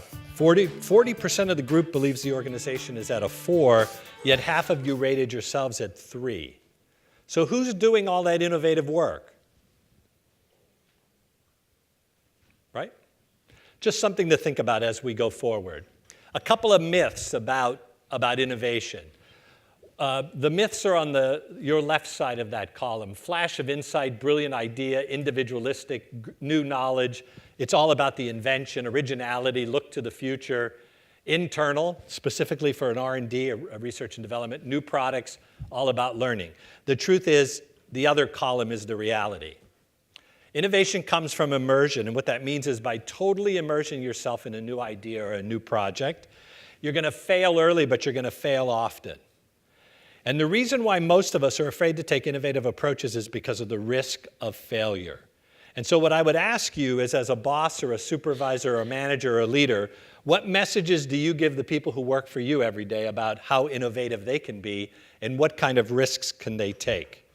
Every bit of research about the future of innovation is about collaboration. Admitting ignorance, mostly about implementation. Anybody in here ever have a really good idea that never went anywhere? Yeah, I have them every day. I'll go into a place and I'll see something and say, God, you know, I thought of that 2 years ago, right? There's something about innovation, the idea of innovation, and coming up with a new idea, and mapping that with actual implementation. So you know this. There are people who are great strategic leaders.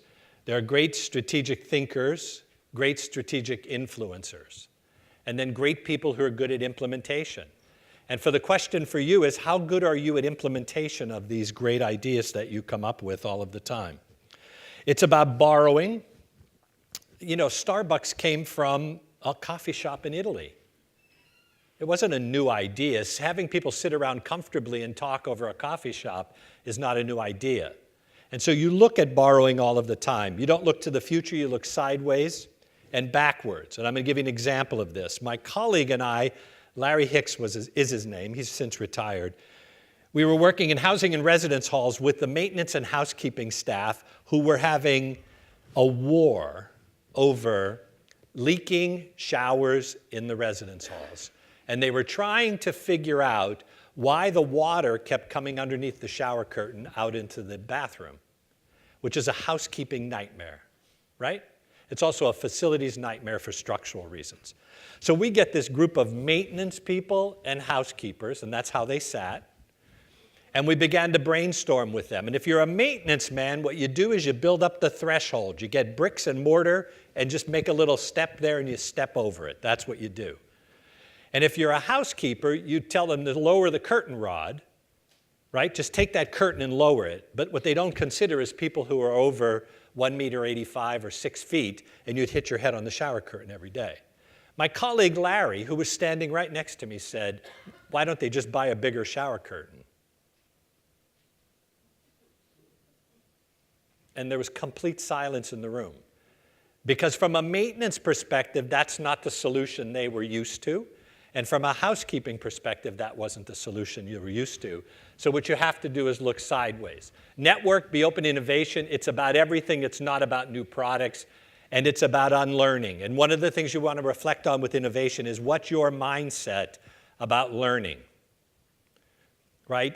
In this room right now, there are travelers, learners, and prisoners, right? Some people come to these things because they have to or think they're supposed to. And then there are people here because they believe it opens the lens for them. And the question you have to answer for yourself about innovation is, what kind of learner are you, right? All right. Organizational culture eats innovation strategy for lunch. The reason I bring this up is because if you want to have a strategy of innovation and you want to be seen as an innovative partner, the question I would ask you is, what's your organizational culture about innovation, about risk-taking, about taking risks and trying new things? So yell out for me, what are the killer phrases you hear when you want to try something new? What are they? We've tried that before. It won't work. It costs too much money. Takes too long. We don't have time to do that. It has to go through legal. Like passing that ball around should have gone through legal. Right? It's a risk management nightmare, and you hear that all the time. We could never do that. So we were doing an innovation of one of our leadership development programs at the center, and every time someone brought up an idea, someone would use the killer phrase from the back of the room. You know, that'll never work. We've tried that before.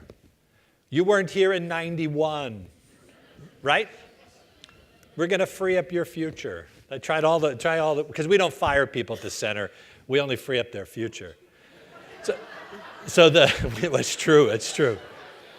So they would sit in the back of the room, and you would have to dodge these bullets all the time. And my good colleague, Ellen Van Velzer, who you don't know, but you might know a book she wrote. She wrote a book in the late 80s called Breaking the Glass Ceiling. And she wrote the book about Will Women Succeed in Corporate America? That was Ellen's original work. And she decided after a break that we put this chart paper on the wall, and she asked every one of us to write down everything we thought was untouchable, that we couldn't change. And the wall was full of things that were not changeable. And then we went through them one at a time and X'd out the ones that were actually not true. And it was pretty remarkable. But our organizational culture was pretty risk adverse, and we didn't want to try any new things. Our company's been in business for about 50 years now, and we were founded by a grant through the Smith Richardson Foundation. And how many of you know who H. Smith Richardson was? H. Smith Richardson's father invented something that you probably have used in your life, or if you have children, you've used it on them. When children aren't feeling very well, I know my mom used to open up this little blue bottle, and there was an ointment in that bottle, and she would put it under my nose, or rub it on my chest, or put it in a warm basin of water and put a towel over my head, right? What's it called? Vicks. It was actually called Richardson's Croup and Pneumonia Salve. And he was a marketing genius as well, and he decided that they needed to change the name of their number one product, and they called it Vicks Vapor Rub after his uncle Vic. That's who the product is named after. And Vicks Vapor Rub was invented in Greensboro, North Carolina, and shipped by the boxcar load out and sold then off to Procter & Gamble for a large sum of money. But our distinct competency is leadership development. That's what we spend our time talking to people about, and organizational development.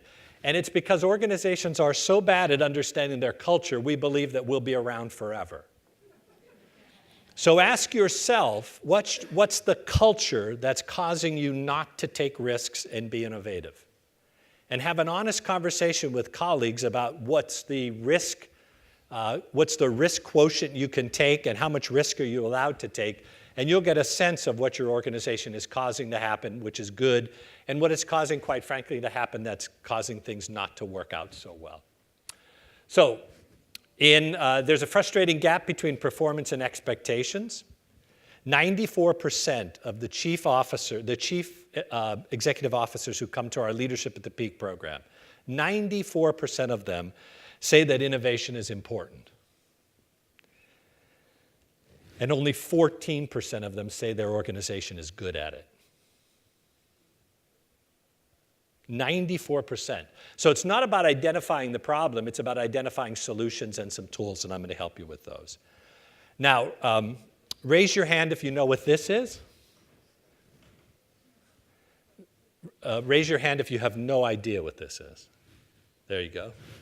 I've never seen one, but I have an older brother who had one of these, so So what's it called? Slide ruler. And you think to yourself, I have no idea what that is or even used for, but if you watch the movie Apollo 13, you'll see that they brought the astronauts back to the United States, landed safely by doing calculations on this. Now, before you think this was the beginning of time or when the Earth was cooling, this is 50 years ago. 50 years ago, this was the best that we had. Let's take a trip down memory lane. Ooh. Punch cards. I remember going to the chemistry building, which is where the computer was, and there it was. It was small enough to fit in this room. There's the first laptop. There's the other laptop. Then we got a little better, a little better, a little better. You see where it's gone? Innovation here is not about coming up with something new. It's about improving what already existed, right? It's taking an idea and extrapolating it out. And I'll tell you one technique with this. If I asked you now how to improve this, my guess is you'd have suggestions in how to improve this. But the first suggestions you would offer say more about the current or the past than the future. And so when I work with groups, I tell them to write them down on Post-it notes, put them up on the wall, and then we take the ones down that, quite frankly, are more about today and yesterday than they are about the future. I could do the same thing with you if I asked you to tell me a better use or a better invention for a bathtub. Who here could improve a bathtub? Give me an improvement. Preset temperature. Right. Make it self-cleaning. I'm sorry? Make it hold the consistent temperature. So it not only gives you the temperature you would prefer, as soon as you get in the tub, it maintains that temperature. Make it big enough That's obviously someone from the UK, right? They do everything together. When I lived in Belgium for 7 years. Raise your hand if you know where Belgium is. Nope, no one knows where Belgium is, right? It's a great little country. I loved living there. It's right next to the Netherlands. Yeah. I loved living there. It was a great experience. And I would tell you that my beliefs about innovation and changes happened as a result of travel. So 10 years ago in Brussels at my bank, we used a chip on my credit card. 10 years ago. And in my little credit union in Greensboro, you know, their gums are bleeding. This is like the most stressful thing that's ever happened to them. And they keep saying this newfangled technology. And I'm thinking, I don't know, I had one of those cards 10 years ago. It works fine, right? And I think in some ways we're really fast followers and we think we're being innovative. And the truth is we're not being innovative. We're just doing something that existed before. Rhonda's in the back. Rhonda was telling me she went to Japan last year. Or was it last year, Rhonda? This year. So many years ago when I went to Japan, two things amazed me about innovative products. When you left the hotel room, you had to take your key card out of the wall, which turned off all the power. And we're like, oh, yeah, but you know, I need a light on. I have to have a light on when I come home, right? So the lights go out, and then when you just wash your hands, you want to wash your hands after you use the bathroom, the spigot was on the back of the toilet. And so you rinse your hands and the water goes in the tank and is reused for a flushing device. That's 10 years ago. But think about it, they're an island, right? Water conservation is an important driver for them. These aren't new cutting edge now, but they were when you saw them. A couple of things. So McKinsey, you know the name McKinsey. You might not know the name Continuum. Does anybody know the company Continuum? Great little innovator company. So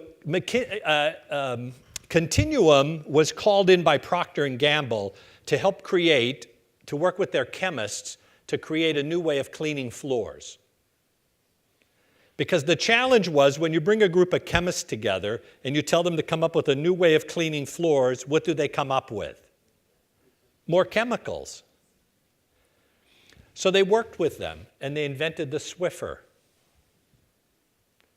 And they brought this odd person out, a person who knew nothing about the problem, and they helped them solve it in a way in which they couldn't even imagine. Okay? So for you, as you think about repurposing your work, are you putting the same players around the table, just kind of rearranging the deck chairs of the same 5 people, or might you bring an odd person in who knows nothing about what you do, and you ask them, what do they make of this idea? The Navy's used that procedure for years. It's called odd man out. So who's your odd person out? Who's the voice at the table you ought to invite who's not there now? Right? And it might be interesting if you pulled in a couple of customers and just sat and listened to them talk about it instead of you telling them what they should do. All right? So I travel all the time, as you can imagine. My colleagues tend to like that because I'm not in the office. But I think the example I give is I think with airlines, we got the baggage thing wrong. They should charge you to carry your bag on, not to check it. Right? Put your hand up if you've been on an airplane that's delayed because people have to now check bags. And put your hand up if you paid $25 at the counter and now you go down to the gate and they're giving away free luggage carrying. And then they wonder why people are mad at them. Right? So, senior executives, almost unanimously, 94% say that people in corporate culture are the most important drivers of innovation. And the biggest request that Continuum's been getting lately, we have plenty of good ideas. Our problem is that we have trouble getting them through the organization and into the marketplace. So we were doing work with IKEA, the Swedish company. I actually got to go up to Älmhult, Sweden, which is a beautiful little town in the northern part of Sweden, and work with one of their design teams. And the vice president called us in to spend some time with the design team talking about innovation to execution.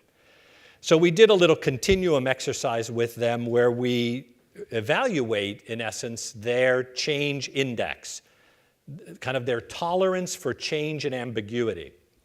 And what happened was, on one end of this continuum, you're a conserver, and that means you're a conserver of resources.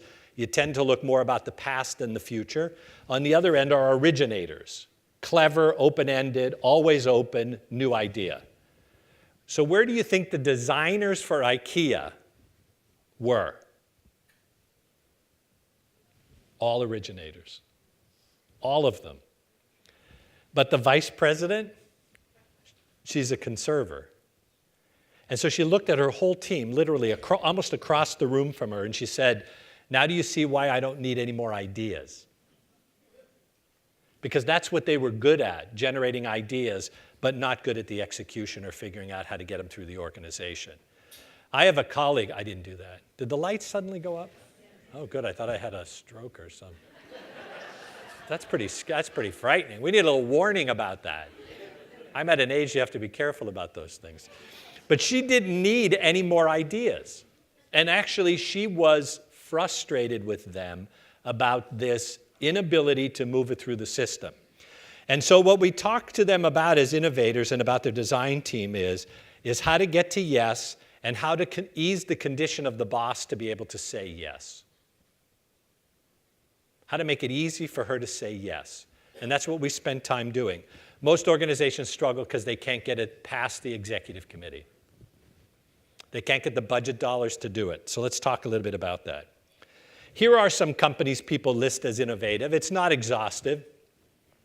But Ben's going to help me, and I'm going to ask you between Apple and Dell or Barnes & Noble and Amazon, Ford and Toyota, which one of the two pairs are innovative. So let's start that, Ben. Apple or Dell?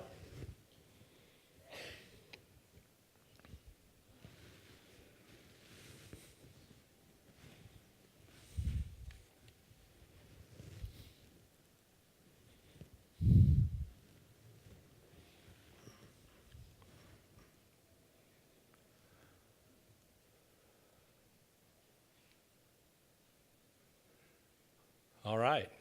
No surprise here, right? Right? When you looked at the evolution of that computer, it went from large, clunky computers to then these light, easy to carry, easy to use, swipe everything, touch everything, it comes on automatically. So this is an answer we get pretty typical, that Apple is beating Dell in innovation. The next question is, which company is more innovative, Amazon or Barnes & Noble? Make sure you get my good side. Like, was it Taylor Swift who fell? I can make up a, who fell? No, Carrie Underwood. Somebody got hurt and said, don't take pictures of my right side. It's a little joke here. Which company is more innovative, Amazon? And what's happening to Barnes & Noble? Anybody still have a Barnes & Noble? Yeah, we still have one in Greensboro, actually, which is where I live.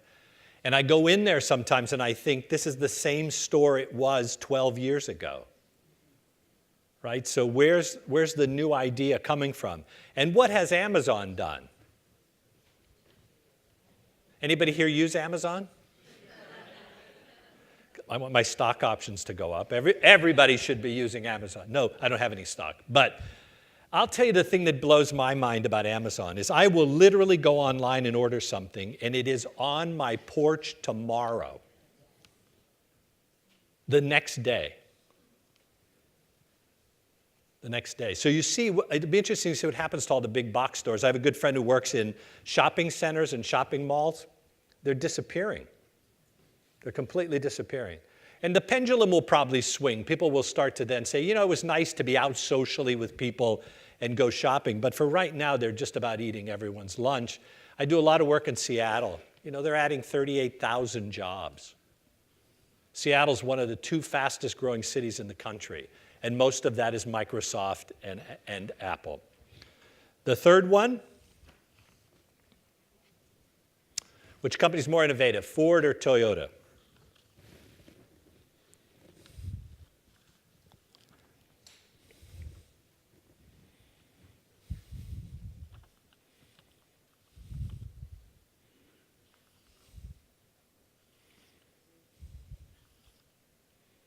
It's interesting because Toyota gets about half, and then the other 2 seem to be almost close to equally split there.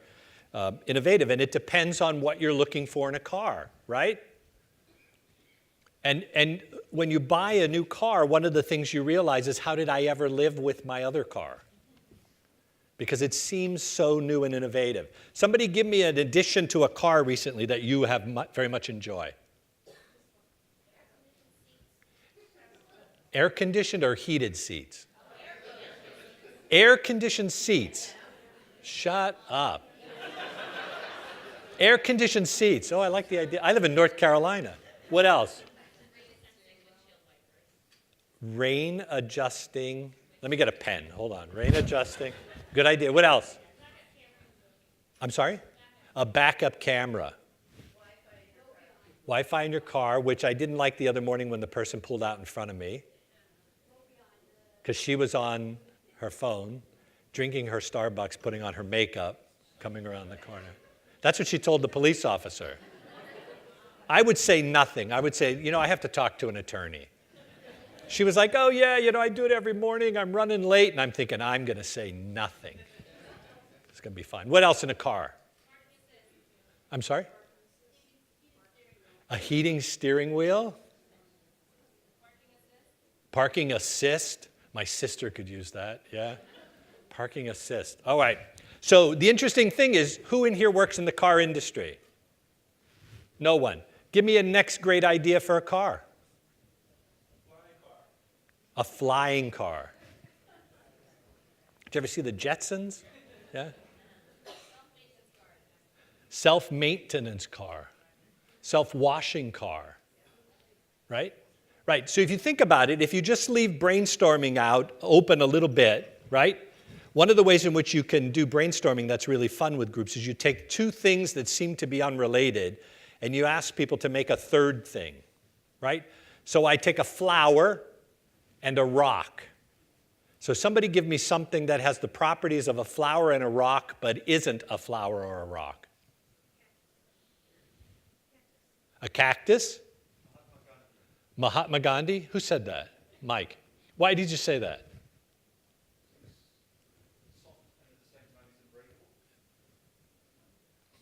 And you know right now they're in the people room going, huh? Right? So the simple example of a rock and a flower. Last time I did it, somebody said coral. Somebody said a Shakespearean play. Somebody said falling in love. Right? Soft, supple, and you have to make hard choices sometimes. Right? And then there are the traditional ones. People will say things like a headstone in a cemetery that looks like a flower. Well, that's not very creative or innovative, but it gets you closer to the properties of both. So in your work, ask people, take two things that seem to be unrelated and ask them to put it together and make a third thing. And what would that thing look like? Okay? And you know, hotels did that with environmental, right? And what they try to do in the room is they try to persuade you to do something. What do they try to persuade you to do? Reuse the towels.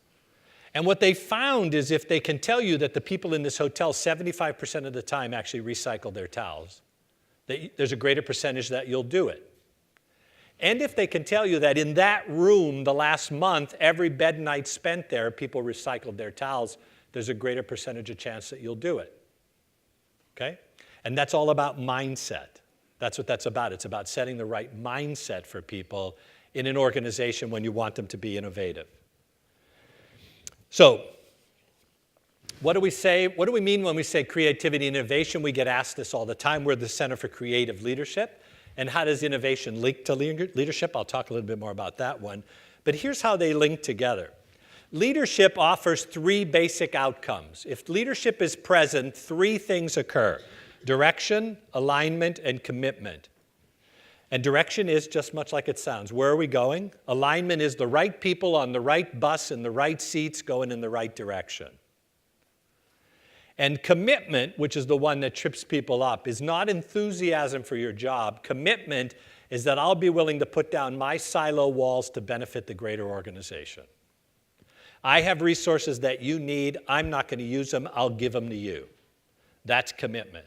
And where most organizations fail is in this commitment mode, because there are silos and there are glass walls and organizational limits and institutional games that are played and organizational politics.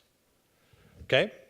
So what happens is leadership promotes direction, alignment, commitment, which causes a climate and culture that stimulates intrinsic motivation. I do it because it's the right thing to do, which creates new ideas, which, when implemented, leads to innovation. Now remember, you'll have all these slides. So what's the difference between creativity and innovation? Creativity is coming up with a new and useful idea. Innovation is something that adds value. So it's not innovative if it doesn't move the needle. Whatever needle that is that you're measuring it ought to move the needle. And that the difference between innovation and creativity is that creativity is coming up with the new idea. Innovation is transforming that new idea into action. How many of you have an innovation challenge? How many of you have something that's keeping you up at night? Right? That's another way of thinking about it. Something that I fundamentally have to change because it's keeping me awake at night.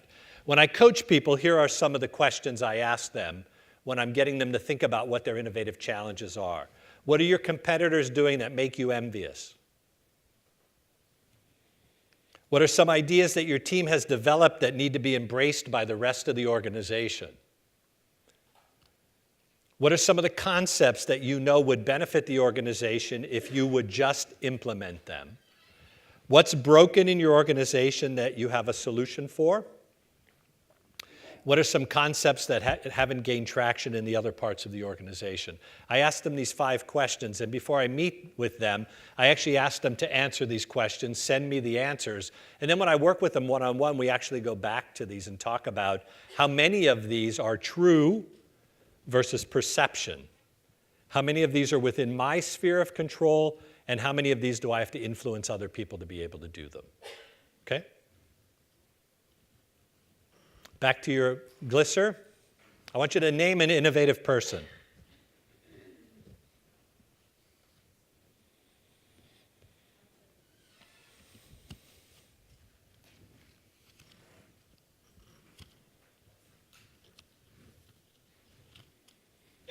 And then what will happen here is the screen will just begin to be populated with names of people. And I'll ask that you glance at that and see if you see any names repeated.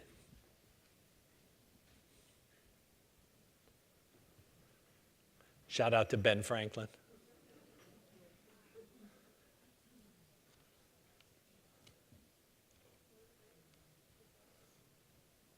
Oh, thank you. Is my mom here?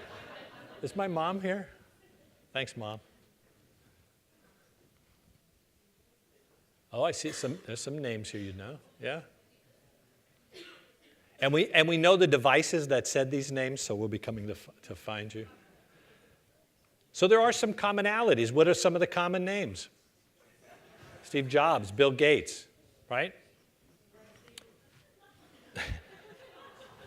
Ben Franklin. You know, when I was in university, I had the chance. It was 1976. I was a child. It was 1976, and we did the play 1776. And I got to play one of the characters in the play, and I knew so little. And here I am, a kid from Pennsylvania. I knew so little about the remarkable contributions of Benjamin Franklin. First Postmaster General, right? Bifocals, scientist, politician, statesman, father of our country, right? Remarkable man. Jefferson, great musician, brilliant writer. And when you study those people, they were remarkable not only in their time, they would be remarkable in any time. Bill Gates. There's a great book written in the 70s called When Dreams and Heroes Die. And I'm of a certain generation that if you had asked me who was my hero, more often than not, I could give you a couple of names of people I admired. And what this book is saying is that younger people are struggling to find that hero in their life. And if you take out of the mix athletes or actors and actresses, there's almost no one left for them. Because seems to be a void of great leaders today. Okay? So Thomas Edison, Martin Luther King. Remember, Martin Luther King never said, I have a strategic plan. Right? He said, I have a dream. That's innovation. So how do you approach challenges? What's your mindset? If I said to you, we're all going skydiving. Some of you would say, that's never going to happen.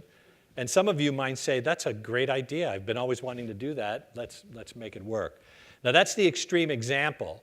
But if someone comes up to you with a great idea, what's your mindset about other people's great ideas? And sometimes we struggle with that great idea because it's not ours, and they might get the credit for it. And so we're going to talk a little bit about mindset. Research tells us that the creative process is actually universal.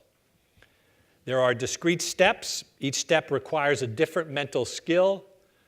Most of us prefer some of those steps over others, and those biases show up as strengths and potential blind spots when solving problems. I ask you to think about your own biases about innovation. And some of us really don't even realize that we have unconscious bias in all of a big part of our lives, about the ways in which we interact with people. And I was listening this morning because of the Starbucks incident with the CEO of Starbucks. He was on Good Morning America. And at the end of his talk, one of the things that blew me away was he accepted full responsibility. And it was startling to me how clear he was in that they made a mistake and the buck stops with him. And then he said, we have to understand the power of unconscious bias in our workers, and we clearly have to do more training on unconscious bias. And I was amazed by it. We all have to know what those are. So let's take a look at all of you.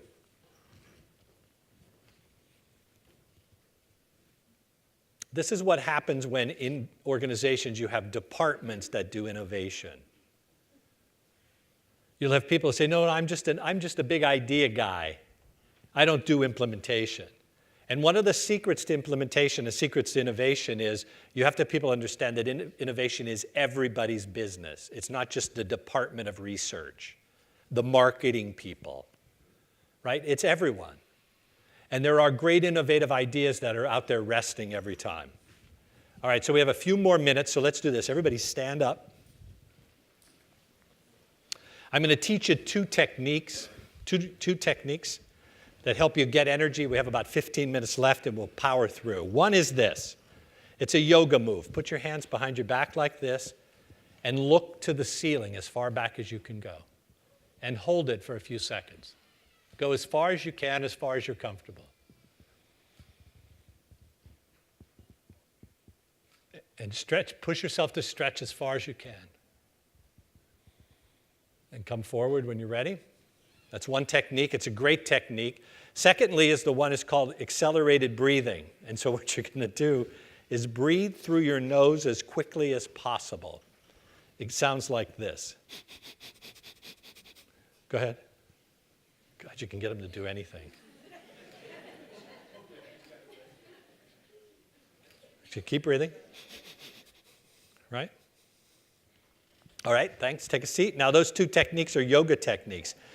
And the second one is simply called ventilation. And here's what I'm going to say to you about innovation. A trick about being innovative is about changing up the environment a little bit. So I now have a stand-up desk. Thank you very much. No, sit down. It's embarrassing. I have a stand-up desk, and I was one of those people who walked by people's offices and said, oh, yeah, look at you, Mr. Stand-Up Desk. But I went for a physical, and my doctor was pretty clear. He said something like, Al, get off the couch. No, he said, eat more greens. I have a new doctor now. He said to me, you have to figure out a way to move more during the day. You sit all day. And you go from meeting to meeting. He said, have you thought about a stand-up desk? So I went on eBay and bought one. I put it in my office, and a year and a half later, I've never used my desk chair. And I'm here to tell you that simple change of standing up and physically moving every once in a while has fundamentally changed my energy in the day. I feel like I'm more alert, more attentive, and I feel like the days aren't as difficult for me, and it was a very subtle change. And what this is about is, that was me hiding behind my style. It was just easier to be at my desk. But the truth is, I can't imagine that I'll ever go back to a seated desk. And I know I can put it down, right? You can just simply put it down and sit at the desk if you want to.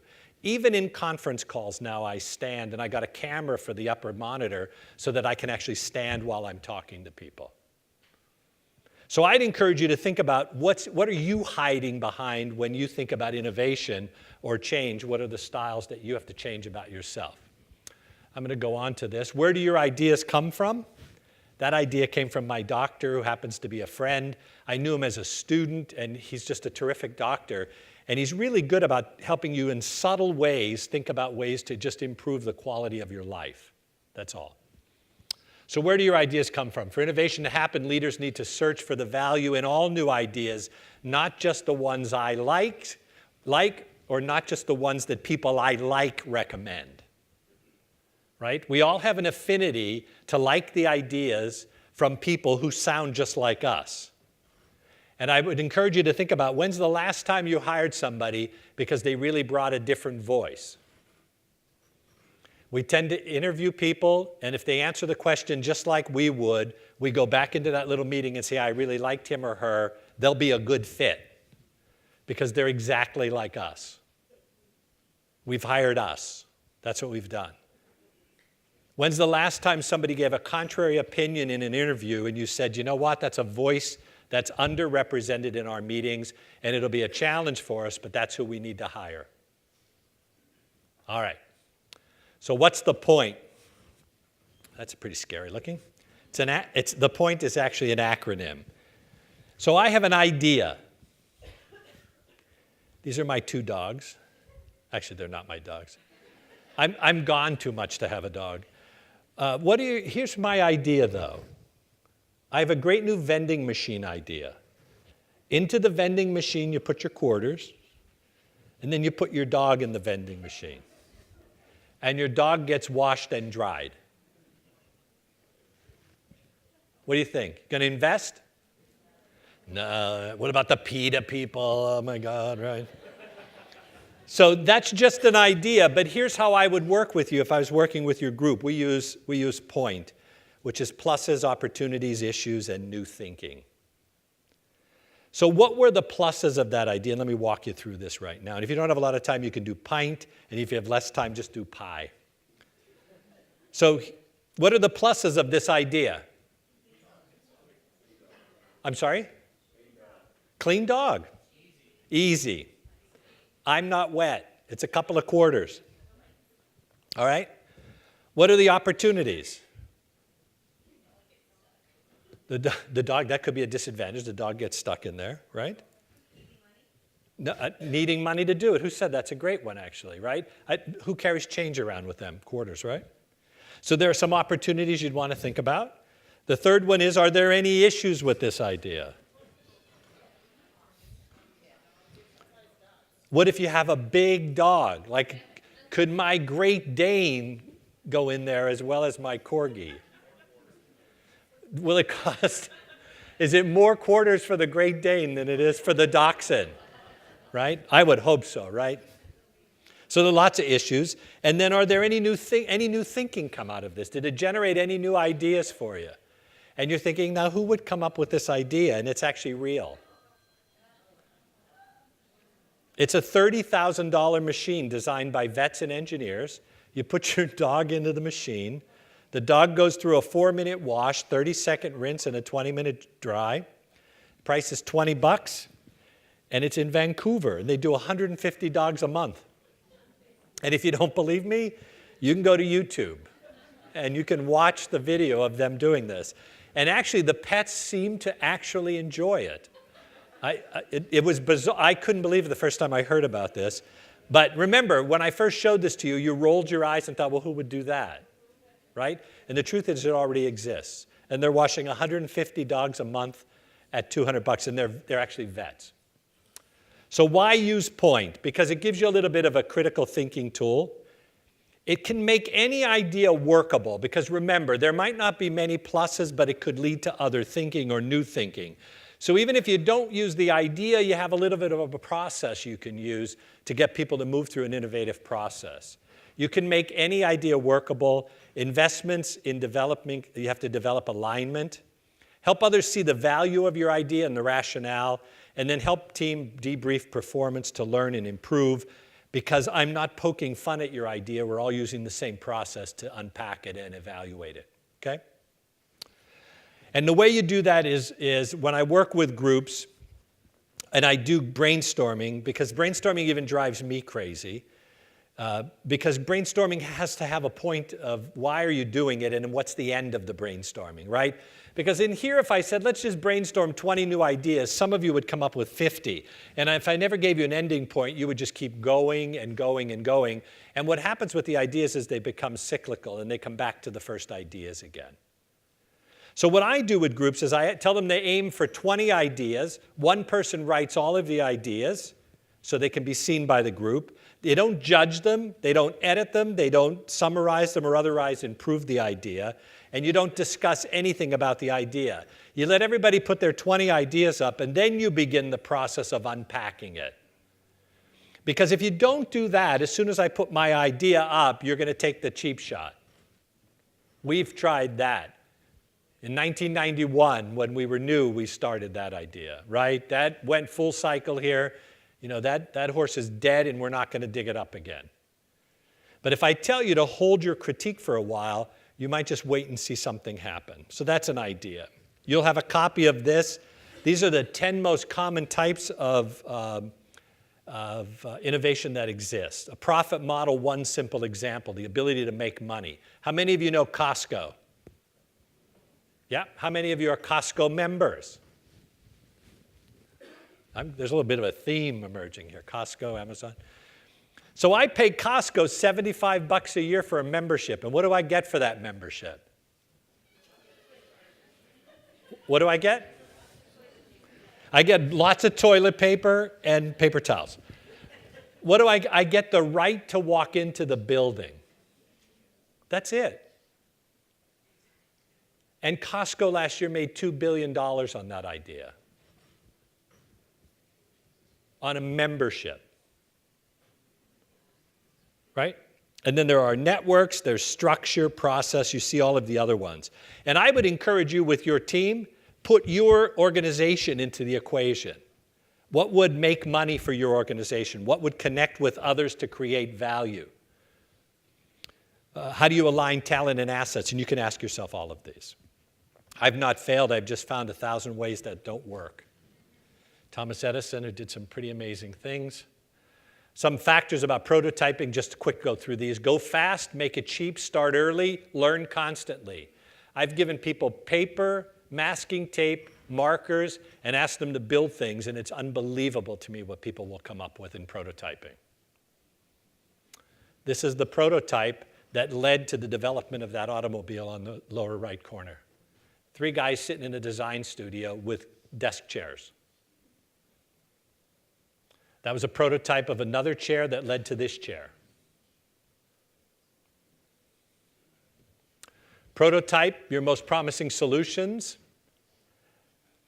What do you want to learn? What type of prototyping activity would fit in? Do you have to create it, or can you try it? Can you give somebody a little bit of time to try and experiment and get some feedback? And what did you find out by prototyping your most promising solution? It's just a suggestion for you. The road to wisdom, well, it's plain and simple to express. Err and err and err again, but less and less and less. Learn from your mistakes. Sometimes people say, well, you know, I'm doing this because I have 20 years of experience. And when I interact with them, I actually don't think they have 20 years of experience. I think they have 1 year of experience 20 times. They make the same mistakes every year. Same ideas tried last year. Okay? Connect ideas to ideas, ideas to people, people to people. You know that makes sense, actually. So we did research on innovation, and we found that effective organizations have a formal innovation strategy, and they have a budget dedicated to innovation. And that shouldn't surprise anybody. Ideas and resources. Ineffective organizations, they have a culture that does not support innovation. They lack a direction for innovation, and they lack the leaders who encourage innovation. Which of the following are threats to innovation? New ideas are risky. New ideas can change power structures. New ideas are most often not your own. Go ahead and vote.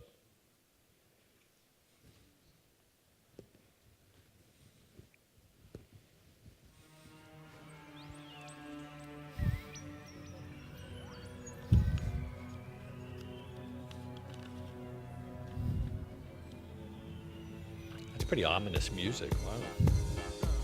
That's better. Send me forget-me-not. All right, all of the above. You got it. It's all of the above. And so when you're trying to figure out in your own organization which one of those, it would be interesting to just ask people to vote on which one of those gets in the way in your organization. But it is all of the above, and it's clear about that. Here's your role in supporting that. Connect people, tap your network. Is there another idea or person that this idea and person might connect with in some way? How might you influence enhancement to the strategy or structure? You see that? And as a leader, how could you run interference for somebody who's actually trying to do something in a new or different way? Because that's what good leadership does. So think about what actions you would commit to. What I would ask you to do is think about one thing that you've been thinking about doing, and for some reason you've not gotten to it. And ask yourself, how might I implement this new idea?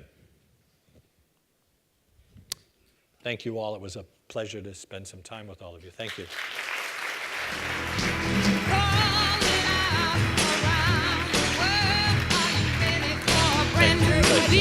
Hear it again for Al Calarco.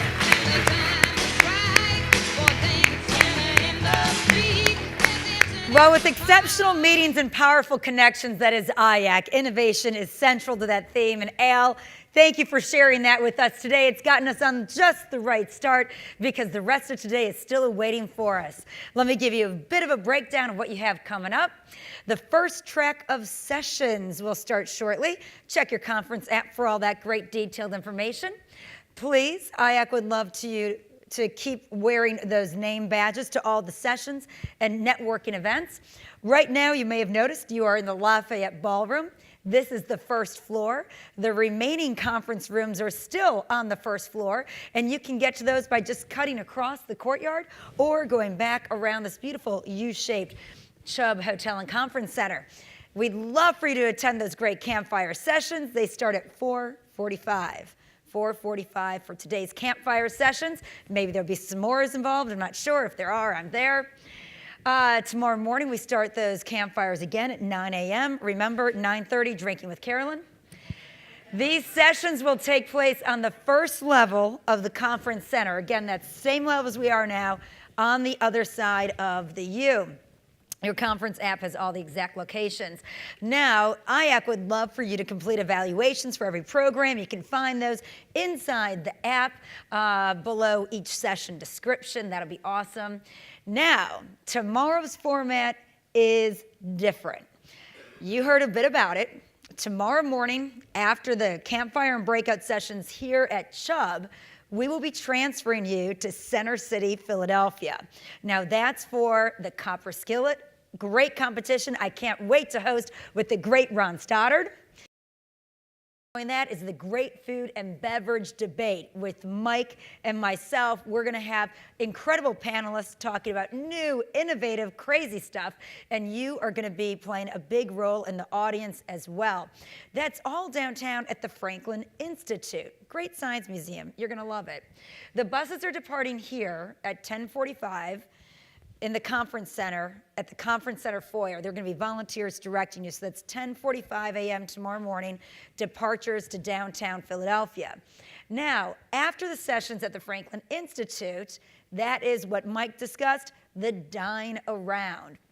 We strongly encourage you all to go ahead and make reservations ahead of time and plan to stay in the city after the Franklin Institute. There's a great reception there, and then everybody will depart for their dine-arounds. Great restaurants in Philadelphia. Transportation is going to be provided from the Franklin Institute to a few different locations in the city. You're also welcome to walk to them and Uber to them as well, but there'll be some transportation offered from Franklin.